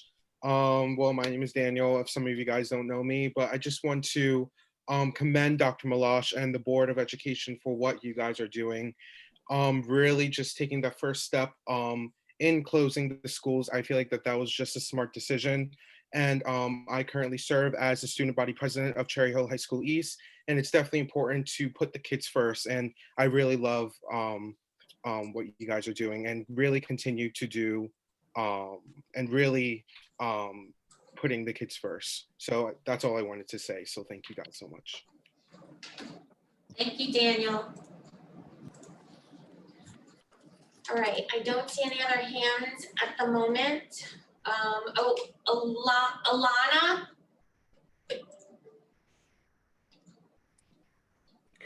Alana Yaris, 329 Cherry Hill Boulevard. I don't know if it's possible, but I'm a parent at Kilmer School and I want to hear the rest of Dr. Rick's comment. Is it possible to yield my time to him if he's still on? It is not, Ms. Yaras, but we will ask, we can ask Dr. Rick to submit his statement and we'll post it. Okay, thank you. And I just wish you and Eric all the best and thank you for everything you've done for the school board. Thank you, Ms. Yaras. Okay, are there any other hands if you scroll or does it rise to the top? Okay, so I'm gonna turn over to Mrs. Sugars to see if there were any pre-submitted statements for public comment. I have two. The first is from Dr. Jeff Podowitz. At the last school board meeting, I commented that under QEA funding formula for 1992-93, our direct state aid to education was approximately 12.7 million, and that was over 7 million less than the 20.5 million we received in district state aid 30 years ago. Under QEA, the 12.7 million continued to a low of 10.9 million. Basically, the state of New Jersey cut our direct state aid in half while our overall student population was increasing from a listed 9,865 in 92-93 to 10,979 in 2000. The state felt that their school funding was very fair to the Cherry Hill community. The 30 years of cuts and freezes and cuts and minimal increases that do not keep up with inflation or increase in student population and at-risk population, the state still feels we are being treated fairly.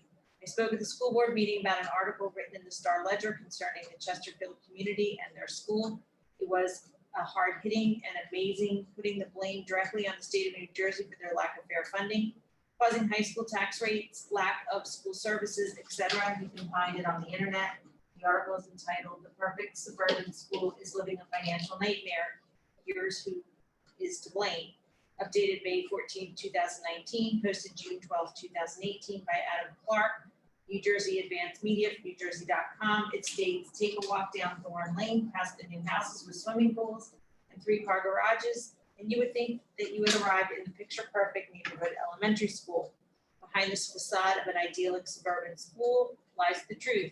Chesterfield Elementary School doesn't have enough money, and its students are paying the price. How did this happen here in an affluent South Jersey town with one of the region's highest average property tax bills? The answer is simple. Chesterfield School District is getting cheated by the state, local officials say. S2 really helped them. Unlike us in Cherry Hill, we have been cheated for 30 years and are still counting. Already, the Chesterfield School District receives approximately twice the state aid per pupil that we receive in the Cherry Hill School District. Please note that 1 or 2 years ago, a community leader who I believe was quoted in the article posted on the Cherry Hill United Facebook page. That individual basically told us in Cherry Hill to be patient. Chesterfield, Toms River, and other communities like them know how to get positive publicity and state action when it comes to receiving additional and maintaining direct state aid to education. It is time for our leaders in Cherry Hill to follow them and to do the same. And our second comment is from Pam Jenoff, 1601 Mayflower. I'm profoundly troubled by the Cherry Hill School District's decision to begin winter sports ahead of opening school. Our children have had exactly 3 days of in-person learning in the past 9 months. The earliest Cherry Hill is contemplating opening school is January 19, 2021, yet tryouts for baseball, cheerleading, and bowling are scheduled to begin on January 11th. Moreover, the activities are being conducted in a risky manner by not requiring students to wear masks while practicing or playing games. The risk is further compounded by the fact that students are required to take the bus together. Thus, sports are being conducted in a way that is even riskier than in-person learning by permitting maskless close contact among students and not allowing parents the safer option of transporting their child individually. These activities only benefit a small percentage of students, as other activities will not resume in person, while risking COVID exposure that will further delay our school opening. School sports should be delayed until after in-person learning resumes. Thank you. And no other hands? Okay, are there any comments that you'd like to address, Dr. Malone? Sure. So first, thank you to Dr. Rickensrud from Kilmer for his comments. I will ask Dr. Rick to post his comments on the Kilmer website. Okay, great. So that it's up there and that he can share it with his families. It's always good. And Kirk and I have one of the same issues, which is limiting our comments to 3 minutes, that time clock that's on there. But I always appreciate his passion and the work that he has done in the school district. Thank you for Daniel for being on. I always enjoyed hearing from Daniel and the work that he's done in the student government as student body president over at High School East this year. Certainly has been a challenge. Again, and like everybody else, a brand new situation, and he has dedicated himself with quite a bit of grace with how he has approached his peers. Dr. Potowitz, thank you again for the background and for the research. I actually met with a group of parents yesterday. One of the things we talked about a number of topics, but one of the things that we did discuss was fair funding, and making sure that Cherry Hill's voice and the impact, the historical impact, our district being underfunded back since the late 1980s, what that has meant for us. So continuing to try and work with people to get involved, to share their voices, their expressive voices. You continue to be a wealth of information and background information in terms of what has gone on. Regarding the comments about stuff being done in the district, there's a lot that's been done in the district. As I always think about as people talk about the air, the filtration, what's going on, as we sit and listen to the unit ventilator that's in here. Our indoor air quality program has been approved. It is up and running. Our grounds and maintenance and facilities folks continue to do with their cleaning to maintain what's going on in the buildings. Our buildings are ready to welcome people back into them. We've had staff that have been working in them throughout, since the beginning of the year. In terms of the winter sports, the dates for winter sports for the interscholastic sports are set by the New Jersey NJSIA, the New Jersey State Interscholastic Athletic Association. We follow that. Mr. Brow, who's the district director of athletics, has done an incredible job over the course of the last 9 months in dealing with the impact of the pandemic. Put together, following the guidelines from NJSIA during the summer, a comprehensive program for students during summer training, as well as for the opening of fall sports and what took place in fall sports. He's approaching the same thing with our winter coaches and the winter programs that will come through. We will be welcoming students back on January the 19th. Just because that's a week after winter sports, that winter season begins, is not a reason for us to penalize those children. compete in winter sports. We will monitor it as we monitor everything that we do, especially with the community health impact and the impact in terms of what's going on in the athletic teams and in competition. Mr. Brown is in contact with the other folks, the schools in the leagues that we participate in here in South Jersey. He also serves as our liaison to the state level and to the state meetings to continue to get information about what is taking place. Safety is always the first thing that we'll focus on. As long as we are being directed and guided that we can follow the process and it maintains a safe program, then that's what we will continue to do. That's it. Okay, great, thank you. Okay, well, that brings us to the end of our meeting. I'd like to take a moment to wish everybody happy holidays for those who are celebrating a holiday over the next few weeks. Happy New Year, stay safe, stay healthy, and look forward to seeing everybody in 2021. Thanks for joining us. And I make a motion to adjourn the meeting, and can I please have a second? Mr. Goodwin, all in favor? Aye. Any opposed? Okay, the motion carries. Thanks, everybody. Have a great night. Happy holidays, all. Happy holidays. Happy Good night. Take a break. Holidays. Take care. Happy holidays.